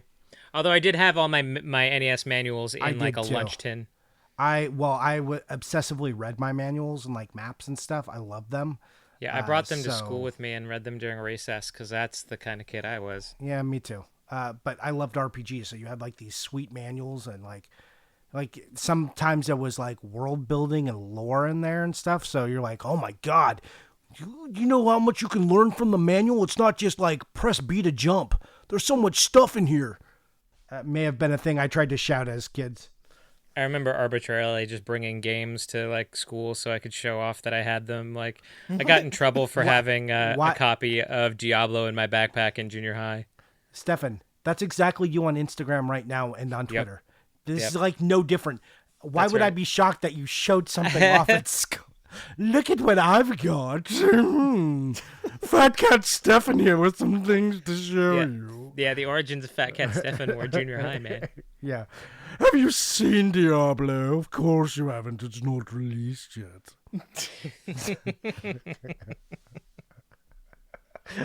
Oh, man. I'm glad you're a good sport about Fat Cat Stephan. I am a very good sport about it. Yeah. All right. Have you guys gone crazy and done a bunch of game buying? Has the frenzy reached you? Did you spend a ton of money on games? Yes. Yes. But I don't know that it was the frenzy as much as just like so much as Fat Cat Stephan coincidentally like Daddy likes happened. to spend money. Things just happened. And I like this one and this one, and I'll take two of those because who knows? Yeah. All right, Johnny, I'll start. All right, Tyler, let's go to you because no one wants to be behind Stephan. Of course. I I don't know, Johnny. I'm trying to count. I'm just looking through my eBay things. I'm going to say I bought maybe 50 games since we last recorded. Holy crap. So I've been putting bids in on everything. And this has been kind of before I started noticing how absolutely nuts kind of 6th through 7th gen games are, or 5th through 7th. And it's like, oh, I only won all of my NES and PC game bids. But I did win a big lot of NES games. I didn't bring these up last time, right? Like Castlian and all that. Did I bring that up last time? You did a little bit, yeah. Oh, all right, never mind. Let's say I bought like 25 games then. Okay. I think you had bought them, but they hadn't arrived. Oh, yeah, I don't like talking about things that haven't arrived. Yeah, me too. Are you sure I brought this up, Johnny? I mean, I honestly, I think you did, but I'm not 100% sure because we talk a lot. We talk a lot about them then. Then that was 2 weeks ago, Johnny. All right. Let's talk about something I bought. I don't remember why I bought it, but I decided it was the time to buy it. I bought Violetta Rhythm and Music on the Wii, which was a thing like 3 years ago, and I decided right now in summer 2020 is the time to buy this from Deal Tavern. What game? Violetta Rhythm and Music. And I'm mostly using this as an excuse. I would normally buy something like this and never bring it up. But I want to bring it up because I think there are probably listeners who don't know what this game is. So, Violetta Rhythm and Music is a game that I think, as far as anyone knows, was never released to stores. But I know this game. Yeah. But it showed up on eBay from a seller, Deal Tavern, who mostly sells like budget shovelware by the hundreds for very low prices. Yeah, it's a Disney game. Yeah. So I think it came out in Europe, but it never came out. But you can go on eBay and buy one for $40 whenever you want. So it's just this weird, like, obscure, rare thing. And I don't know if I don't know if on my Wii buying I ever got to that one or not. I just wanted to have one finally. This just in, I did buy it. Yeah, back in 2017, I bought that game. So yeah, I have it. I know why I bought it. So another thing I bought was a sealed copy of Odama. Which is one of my... I'm not going to say it's one of my favorite GameCube games. There's a lot of good GameCube games. Odama is $25 brand new in the big box with the microphone, and I like that game a lot, so I figured $25 for a sealed copy is not that bad. Is that a first-party Nintendo game, too? I think so, yeah. Odama big box first-party Nintendo game for $25 brand new? What a deal, guys. Yeah, I mean, it's been released a couple of times that people like it so much. Like, what? wasn't or no, not Odama. I'm thinking. You're thinking of Okami? Yeah, you're thinking of Okami. Odama is the samurai Japanese historical pinball game. Yes. You shout orders to your troops into the microphone and it doesn't work. I'm sorry, it's a pinball game and you are just now buying it? No, I have a complete box copy and I just bought a sealed one because I like it. And I do have a lot of sealed GameCube stuff, Stephan. I know. It's super rare. Everybody, there's no sealed GameCube stuff out there. Definitely not like 10 copies of sealed Metroid Prime on eBay every second. Guys, I got Microsoft Adventure, the IBM Folio. I guess that's probably the only release of it. Just the folio and the manual for $32. What's up? I know you're not cheering me. Anyway, we have like zero context as to whether that could have been an amazing deal or you could have gotten completely taken. Microsoft Adventure is the first IBM PC game that was ever put out. It is a port of Colossal Cave Adventure. I would say complete in box is worth somewhere between $125 to $200. So I'm gonna say getting it without the disc for $30 was a super good deal. Which Nokia phone was it on? IBM PC, stop it. PC games are important. I already told you I got Wizardry 1. Did you buy any more phones? I didn't buy phone. I bought hair clippers as I'm scrolling through my feed. I gotta get rid of my hair. Gotta do something about this coronavirus. I'm almost there, you guys. I'm right there. I grew my beard back mostly. Well, not mostly, not my big beard, but like I have face hair again, and I couldn't be like baby faced and bald, so I was like, okay, before I get the clippers, I gotta have some face hair again. Hey, having seen the baby face in person, I like it. You looking sharp, weird. Guy. By the way, we were socially distanced. We talked from a good 15 feet away, with face masks on still too. Good job. So, yeah, I don't like it. I feel weird. Like my face doesn't feel big enough. It was a really weird feeling. Like Also, I told you I hate my double chin, and until like having bad floppy weird hair and then like a double chin, it like I regress back to 8th grade, and I can't do it. I can't live in that space in my brain. So I was like, please cover it back up as soon as possible. So Well, yeah, when you it do was awkward. reach the point of buying clippers, Johnny, just know it's like toilet paper, and they're hard to find. I had to buy mine on eBay for above MSRP. Okay, that's I figured that was going to be the case. And my follow-up question, Tyler, because I know you did the research, which are the ones I'm supposed to buy? And I how got much am I paying Oster for? Fast Feed. I Okay. got limited edition, which I could choose between teal and Rastafarian limited edition, and I went with Oh my teal, God, which is teal. the second ugliest color. Rastafarian is oh my God. I could have got it for $5 less if I went for the Rastafarian version. I would and pay I'm like, I can't live $10 with not this. to. Yeah. Yeah, you could buy better colors, but I figured I'll live with teal rather than pay an extra $10 more for brown. And what am I going to wind up paying for this and our audience? Because I know there's a bunch of us all in the same space right now. What are we paying for? I spent maybe I'm gonna say 4 hours looking up nothing but hair clippers, and I ended up on the Oster Fast Feed. I know you did. That's why I'm saying I know you did your research. What are we paying for them? $80. $80. All right, you heard it here, guys. When you're there, Oster Fast. Was it fast? There are a right? lot of people happy. So okay, you also got to get the guide. There's double purple magnetic guides that you have to get for it. But I'm not buying them yet because there's so many bootlegs out there, and I haven't figured out how to tell the bootlegs from the real ones yet because all the places you would know have legitimate ones are out of stock. So is a bootleg one like doesn't work, or like what? Like is this So an issue of the collectability hair or clippers come playability, with man? combs of different sizes, but it comes with like shitty combs. You want to get the good combs so your hair doesn't get caught in it. I guess I don't know anything about hair clippers, and the best ones to get are these purple ones made by a different brand, not Oster. You guys, let's go on the hair clipper podcast. You want to talk about my hair clipper research I've been doing, guys? Yeah. Look, man, I like maybe we'll take it offline, but I for sure need to know about this, and I'm sure Stephan is. Like, Stephan and I are both interested. We're like, go on, no one's stopping you. All right, Stephan, do you want to talk about what you bought? No, Johnny, I didn't get to my best game. Oh, I'm sorry. I thought your best purchase was hair clippers. That's the thing I'm most jealous of right now. It might be. So I actually bought a copy of Spider-Man on 2600 because I didn't have one complete in box. I spent $20 shipped on it. I figure that's a pretty good deal. It's an $8,980 discount for not having the shrink wrap on it. I'll take it. Best game I got, Rogue for the PC. I don't know why I saved this for last because you guys don't care. I don't know if you remember in the little crappy room in Portland Retro Gaming Expo where like the sad people were. There was a seller who had this game. He had it for the TRS-80.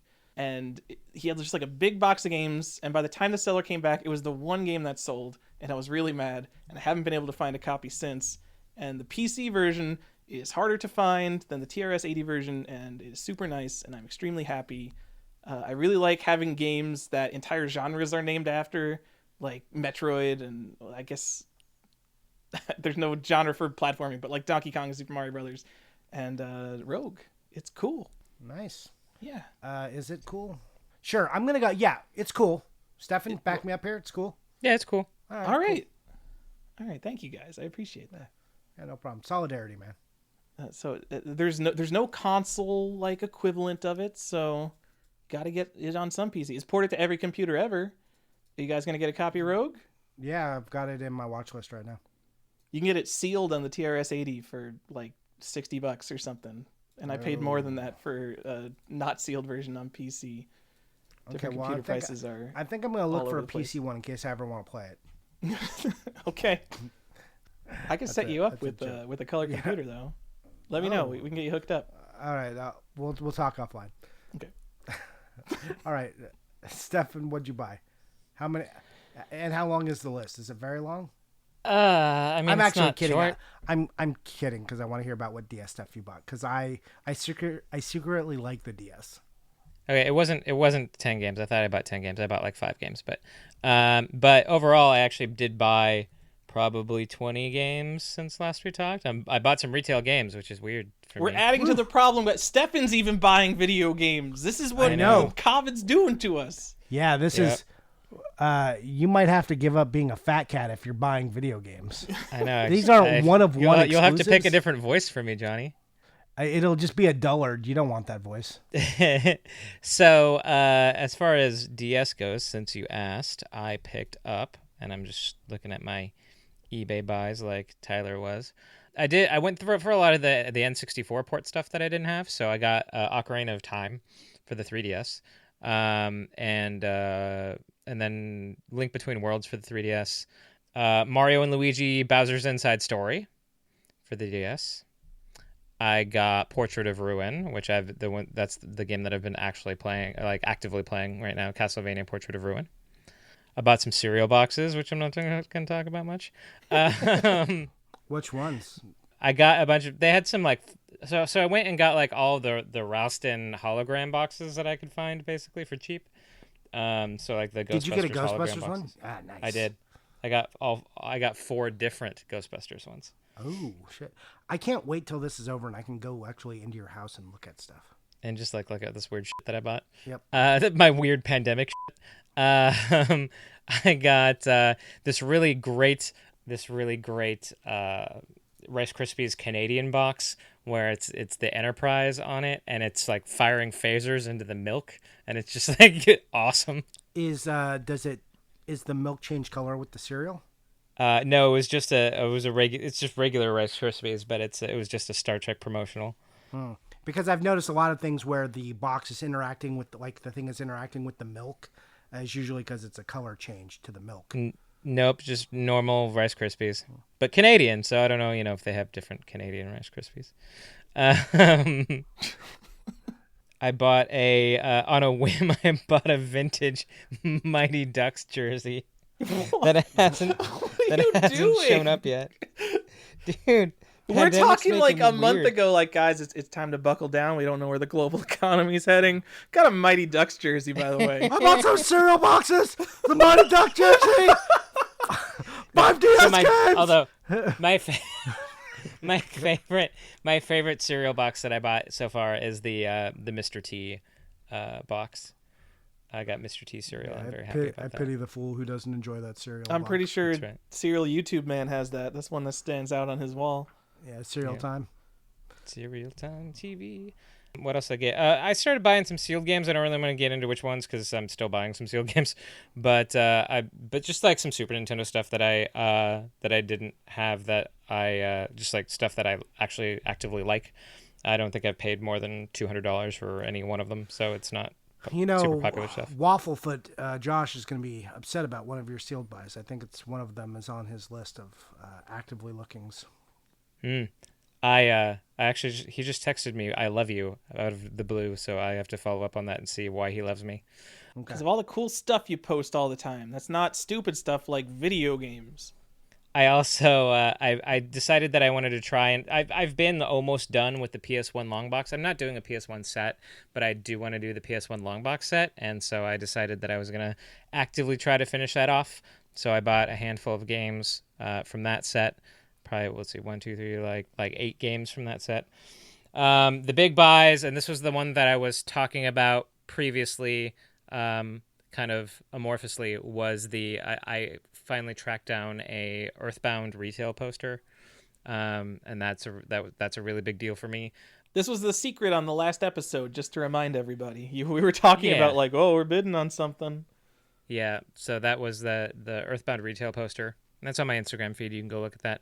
And then the other Earthbound related purchase that's been sort of dominating my mind share recently was I ended up finding an unreleased, like a pre-production a pre-production prototype of Earthbound with as I said, a ROM that is not the final version. I bought it under the auspice that it was the final version with debug turned on, but it's not. It's definitely an earlier build.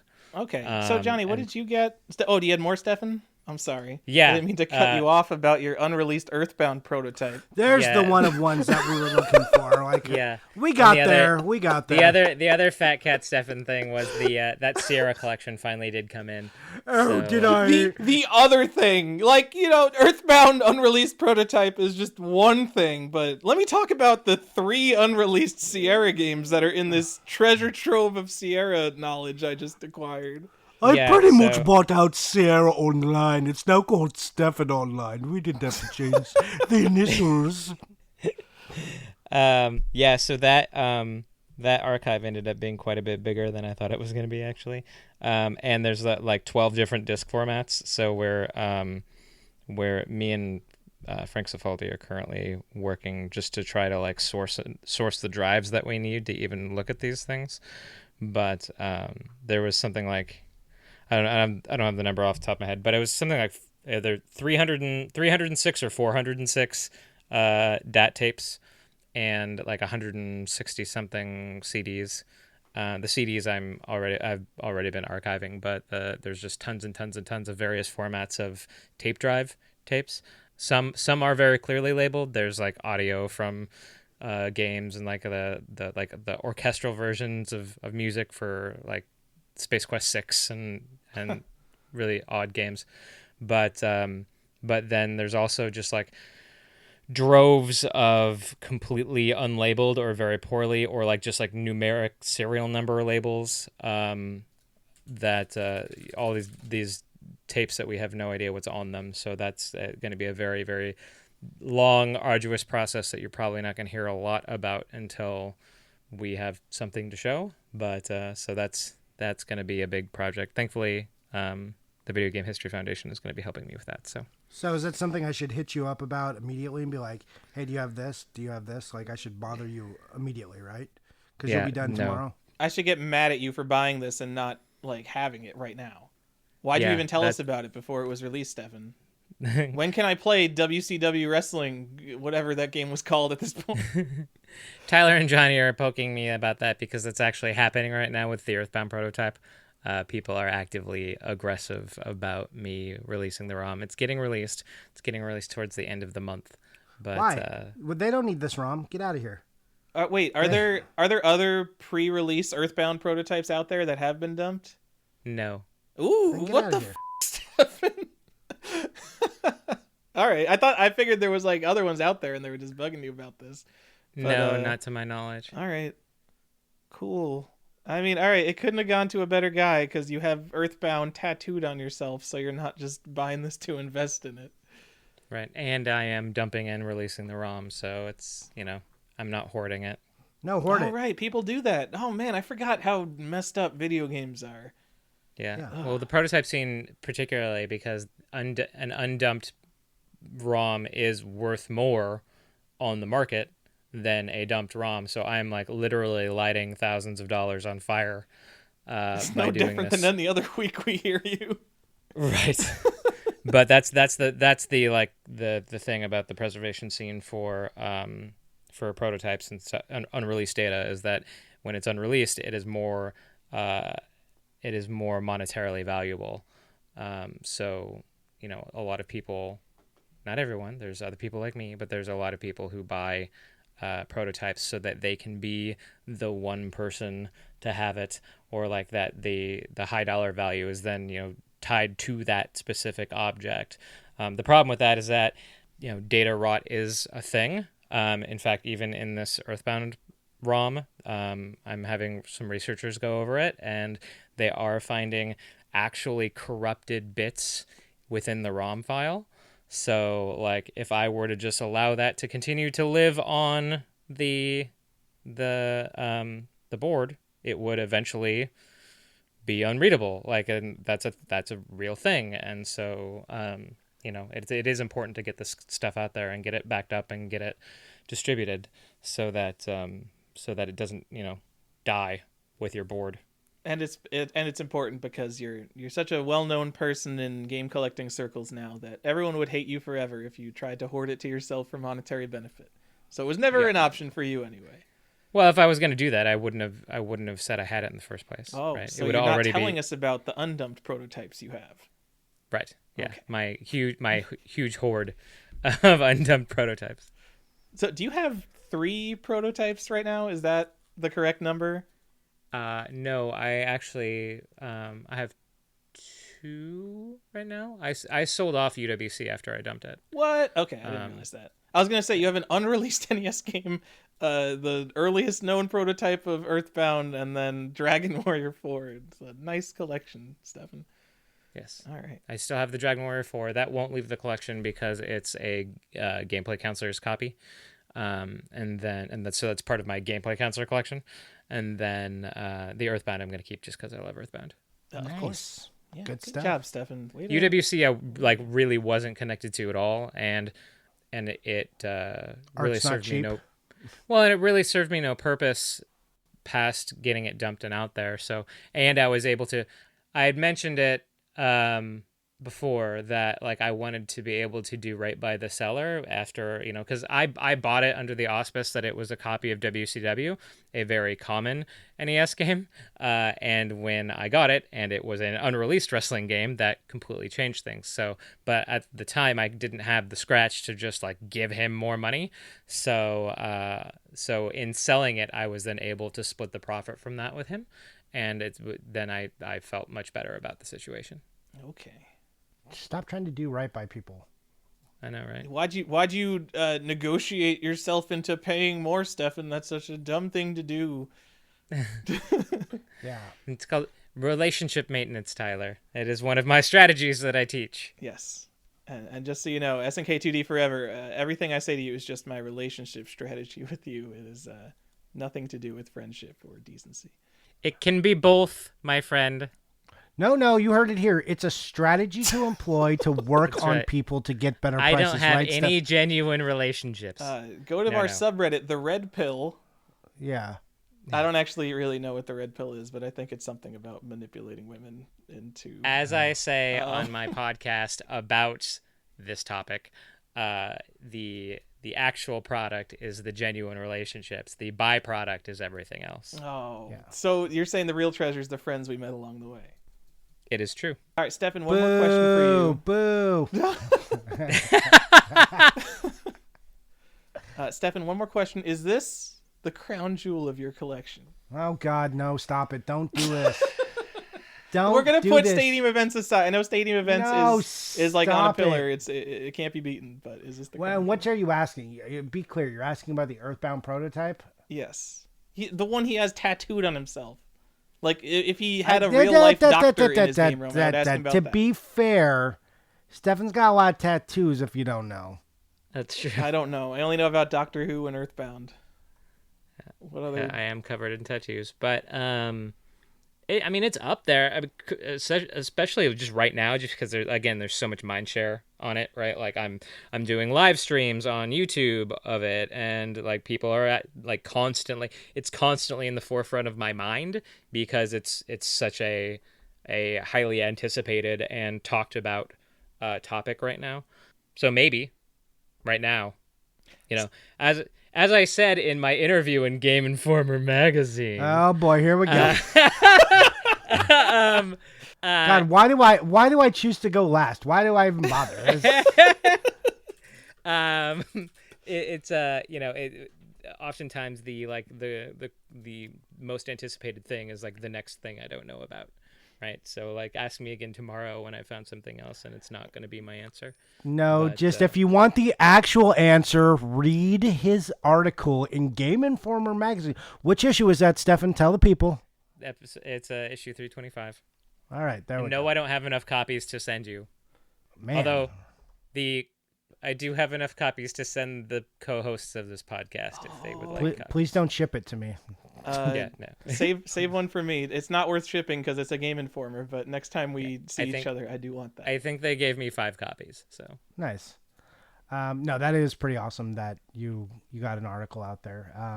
You did say it was a little choppy just by the nature of it, and I agreed with that assessment. Yeah, it came out clunky because like we basically jumped on a Zoom call and he ended up cutting up a 2-hour conversation, and then by cutting up what he did was just cut and paste chunks of my dialogue in written form. And the issue with that is that if you've listened to this podcast for any length of time, I do tend to ramble when I'm talking about games. So we'll have to wake the people up for them to hear this part. Yeah. It wasn't necessarily the most well plotted article. No, but it wasn't bad. I don't want to. No. I mean, but you could tell. But that's not uncommon with a lot of articles too, and you're going to be more sensitive to that phenomenon because you in your head know everything that happened. So when you read it, you're like, oh, there's all this other stuff that isn't there. But that's normal. So I also, I've talked about it before. I kind of hate the way that I talk, and that's why I listen to our own this podcast so often. I listen to our episodes a lot to try to improve my ability. And and we're actually just that entertaining. You can do that twice. Yes, but yeah. So reading a transcript of things that I say makes me very uncomfortable.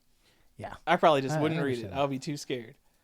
But hey, Stephan, is this your first time published in a video game magazine from the 90s? That's pretty cool because in 5 years there won't be any of them anymore. Yeah, it's as on a serious note, as much of my hobby really revolves around print magazines. With my Nintendo Power Art, it was a legitimate bucket list item for me to get printed in a video game magazine. So to now say that I have been printed in one is a very, very cool thing. And I didn't realize how, their circulation, you say, oh, nobody reads Game Informer, but their circulation is still 6 million copies because everyone gets a copy with their GameStop membership. Yeah. And it was the FuncoLand magazine, so that's kind of cool. It's not the dumbest thing you could be in. Yeah, but yeah, so it was definitely a very cool bucket list, and I was very pleased and surprised and honored that they approached me about it. Yeah, that's awesome. Johnny, yes. I know that you're going to have a follow-up that's going to blow us out of the water to one of Stephan's best week ever of telling us what happened, what he picked up, what he's been doing. Oh, yeah, I can top that. Oh, you could top it? All right. I want to go back to the smallest thing that he brought up, which I don't even know why he brought it up with all these other amazing things he's doing. A Link Between Worlds. We were joking. We weren't really joking. We were going to say we might do a video game speculation episode. I'm bringing this up half as a joke, half not as a joke.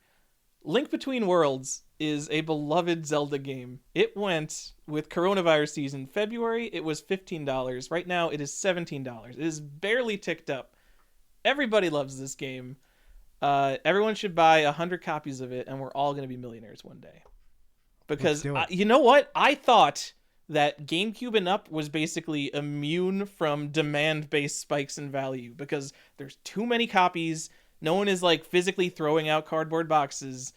They're all everywhere. They're all in the GameStop circulation, stop circulation. But look at GameCube now. So look, Link Between Worlds. It's going to be a $50 game one day. For sure. I told you here. You did. You told us here first. But don't invest in games. Maybe invest in cruise stocks. Maybe video games aren't the thing to invest in. I just want to say, I know Stephan puts in a lot of work into everything he does and everything he collects, but I see a lot of people buying dumb stuff at all-time high 10 times what it used to cost prices. And Stephan gets all this amazing stuff, and he makes it look effortless. I know he's doing a lot, but he makes it look effortless by just a constant stream of amazing things. Oh, well, thank you. But yes, it is a constant waking nightmare that is on the forefront of my mind every moment of the day.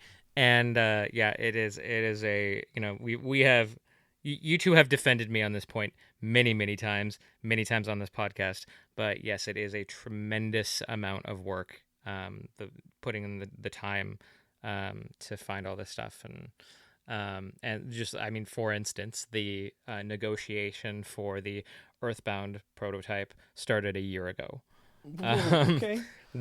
So yeah, it is a tremendous amount of work. So thank you for the recognition, Tyler. John. All right. What do you want me to say something now? I don't want to say That's anything. our show, guys. Yeah, what am I supposed to talk about, I was surprised that you asked me to go before you, Johnny. No, I don't care. I put myself at the back, knowing what was going to happen there. We are already kind of know all the stuff that was coming. So what did I buy? I bought kind of a lot of stuff, guys. This isn't like pandemic buying or anything. This is normal Johnny buying. Like this is like within my cycle of things I do. But I guess I bought like kind of a lot for like me. I love GBA and bless him. Coffee with Mr. Saturn on Instagram has been helping me get some of the GBA stuff, and he's been like a source of information. I've been going back and forth with him, and he had some doubles and stuff.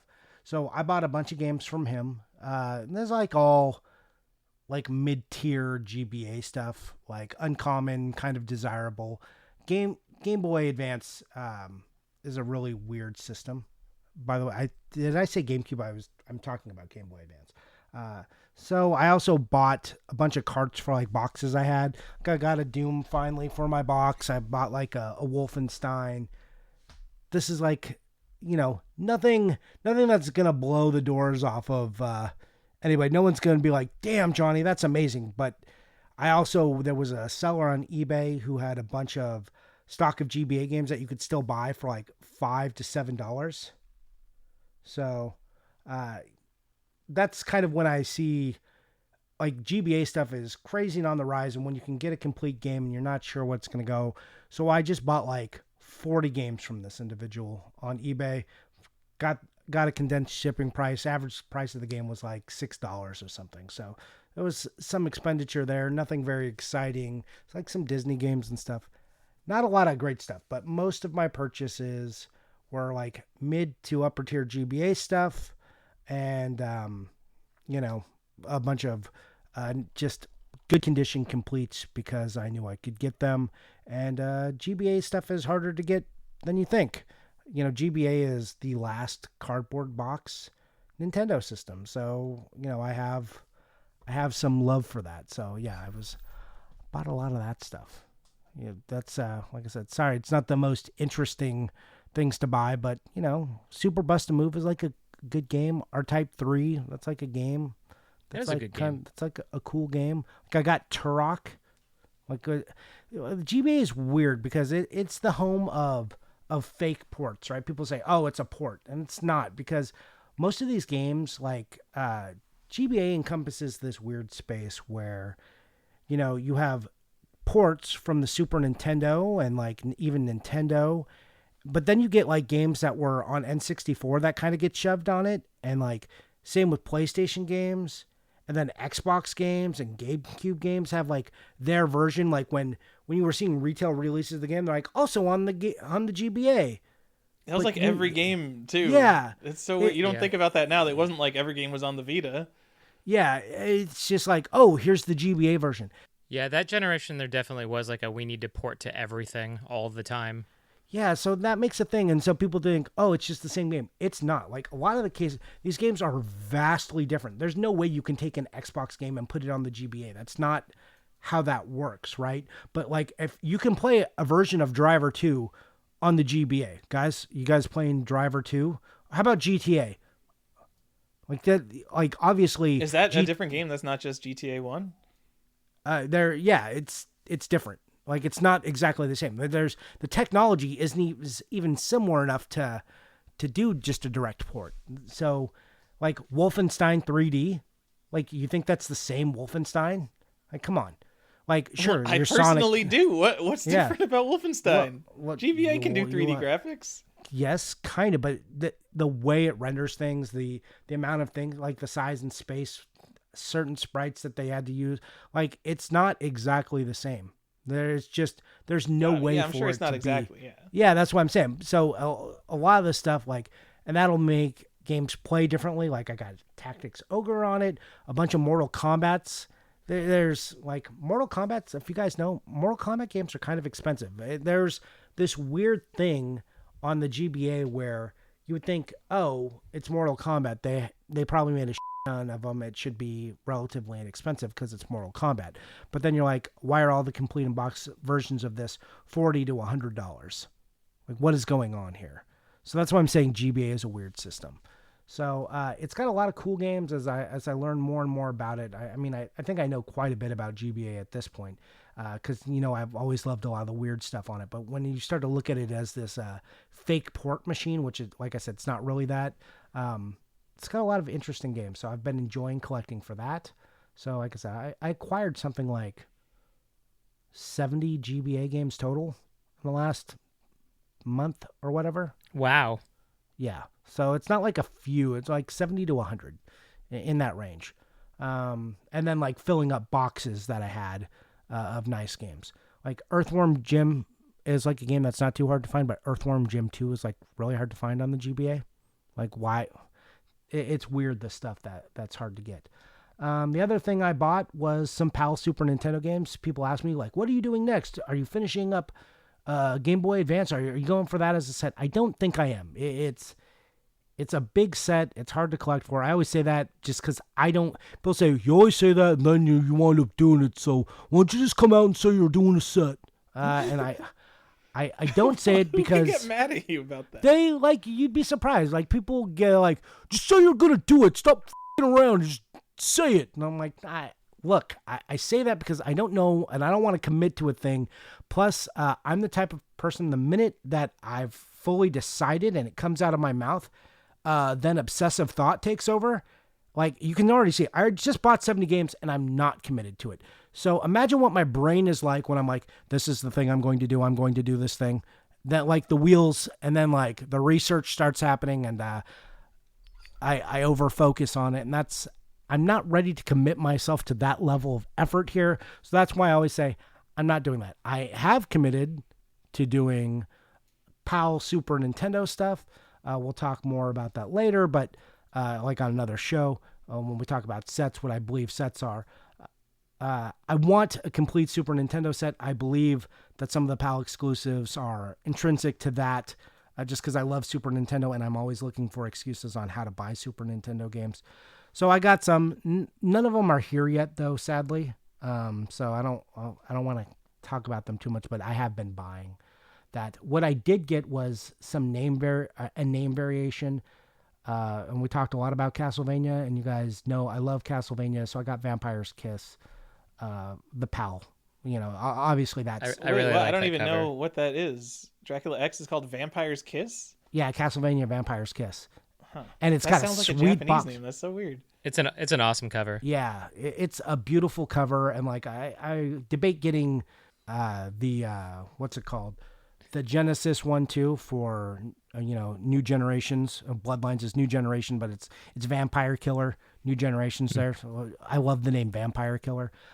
Same artist though also has some Japanese ones that they did the art for like Super Castlevania, and they look beautiful. So I think about getting that as well, just because I like the art style there.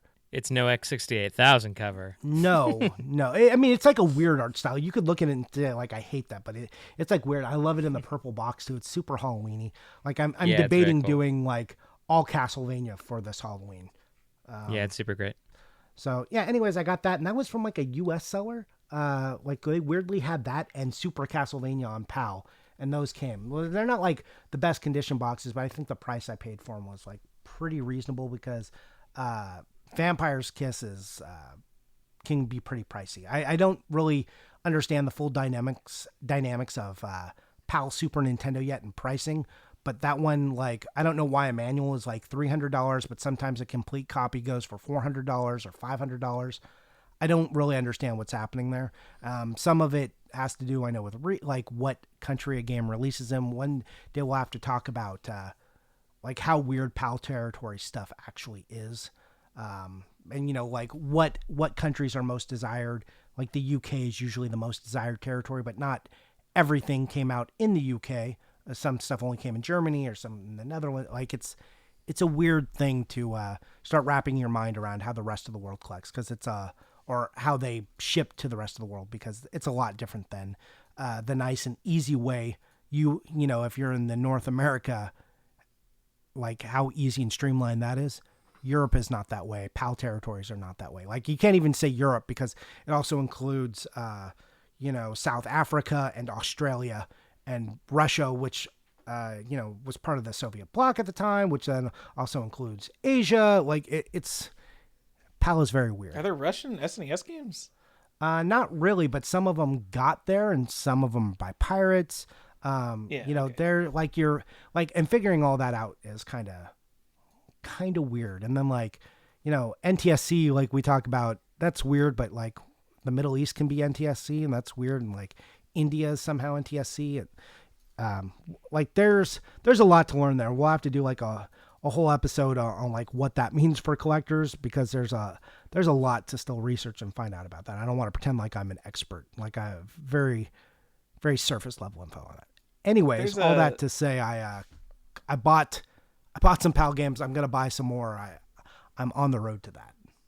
You were gonna say, Tyler? I was just saying, there's like there's a very, very small vocal minority that gets like mad when you don't bring up worldwide stuff, and they'll bring up just like lists of weird South Korean and like African like Comboy stuff. Guys, you're not talking about Comboy? Why not? Yeah, like stuff that like no one knows, especially off the top of their heads, but there's so few people that care about documenting it. We have enough trouble just documenting what the hell came out in America. We don't know. We're like constantly looking for better documentation about video games, and there's the entire world PAL split up into all these things. Like, I don't know, maybe the people in Europe are doing a better job of it, but over in the circles I hang out in the United States, we do an awful job of it. We just don't care.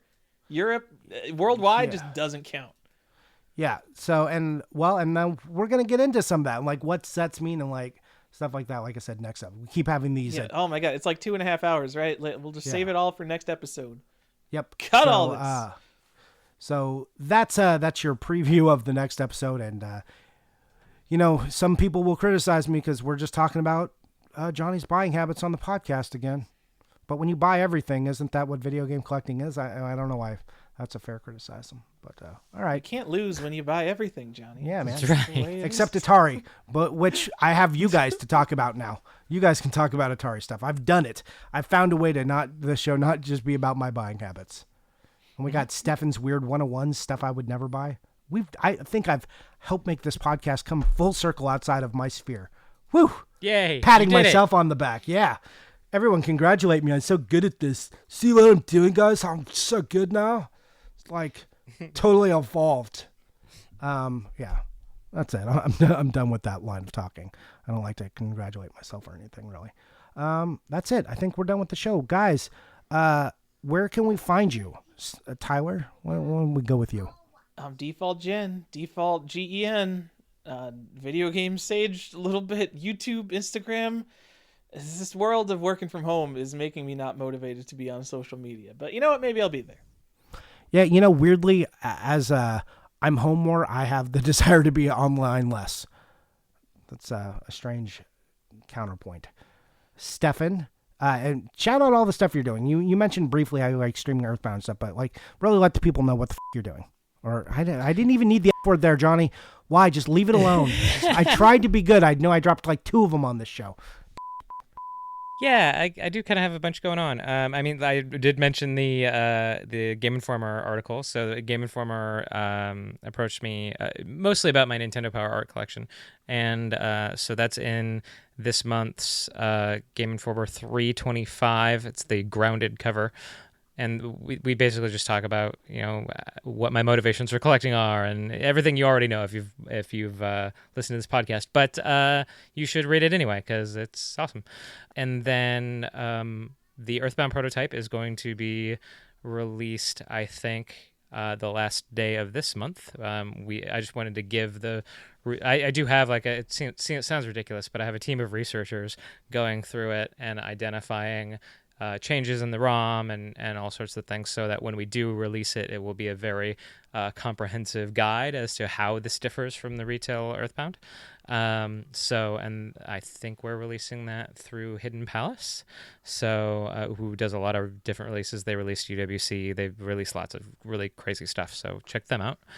But yeah, I think that's what I got going on. And then you can find me on Instagram and Video Game Sage as Archon1981, ARCHON 1981. Also YouTube at that handle, and then on Twitter at Art of NP, like NP as in Nintendo Power. If you just search for Art of Nintendo Power, it will come up. Art of No Problem. That's me. That's right. Art of No Problem. Yeah. It's a relaxation blog. Yep. It's not a bad name for a relaxation. Yeah, that's right. Yeah. Okay. Me, you know where to find me. Right here on this podcast. Instagram, kinda. Been slow on Instagram. Haven't been feeling it. Even though I bought all this stuff, I know people are getting tired of looking at GBA games, but I love the shape. I promoted the last episode, and I felt really good about myself. You did. Without even me being like, guys, can you put up a promo? I've been like so slow on it. I do love the form factor of GBA games, though. They are like my favorite box size, by the way. Just throwing that out there. Nope. So like GBA, Vita. Game Boy, no. It just too shallow. Don't like it. Yeah, it is too shallow. You can find me here, Instagram, Video Game Sage. I posted a little bit, so you can look at that. I'm looking for information if you guys want to contribute. There's a little post I have up there trying to figure out all the name swaps. Anyways, that's all I've got. Thank you guys for listening to this episode. Share your thoughts on like what you guys think is happening here in the video game world. Do you agree with us or not, or do you think something else is afoot? And do you think that which way do you think the world is going right now, and do you think that's going to affect? Like, I'm not like sure. I don't want to hear if you hear the pandemic or if you have something political to say. I'm not interested in that. But like, what you think is going to happen to collecting in 6 months as a consequence of whatever you believe? Like, you think video games are going to fall off shelves, stay hot, get cold? Let me know that stuff. Please don't send me political rants, because that is a surefire way for me to not respond to you. And also, if you're one of those people who bought Sculptor's Cut to play, you at me. I really want to talk to you. What was the thinking? Like, was it like it's so bad I want to hear what that's all about? Because that's a valid reason for me. But if you were just like, no, it was a game I loved as a kid, like, okay. But if Dead or Alive DLC these days can be hundreds of dollars. So spending a few extra $100 on Skullcuptor, Clay Fighters, oh my God, end the show. Wow. I'm stopping recording. He meant to say Clay Fighter Sculptor's It's 4 in the morning. Skullcopters? Is that what you said? Skullcopters? Skullcopters cut by Clay. Skulljaeger. Yeah. All right. That's it for the show, because Tyler can't talk anymore. Bye!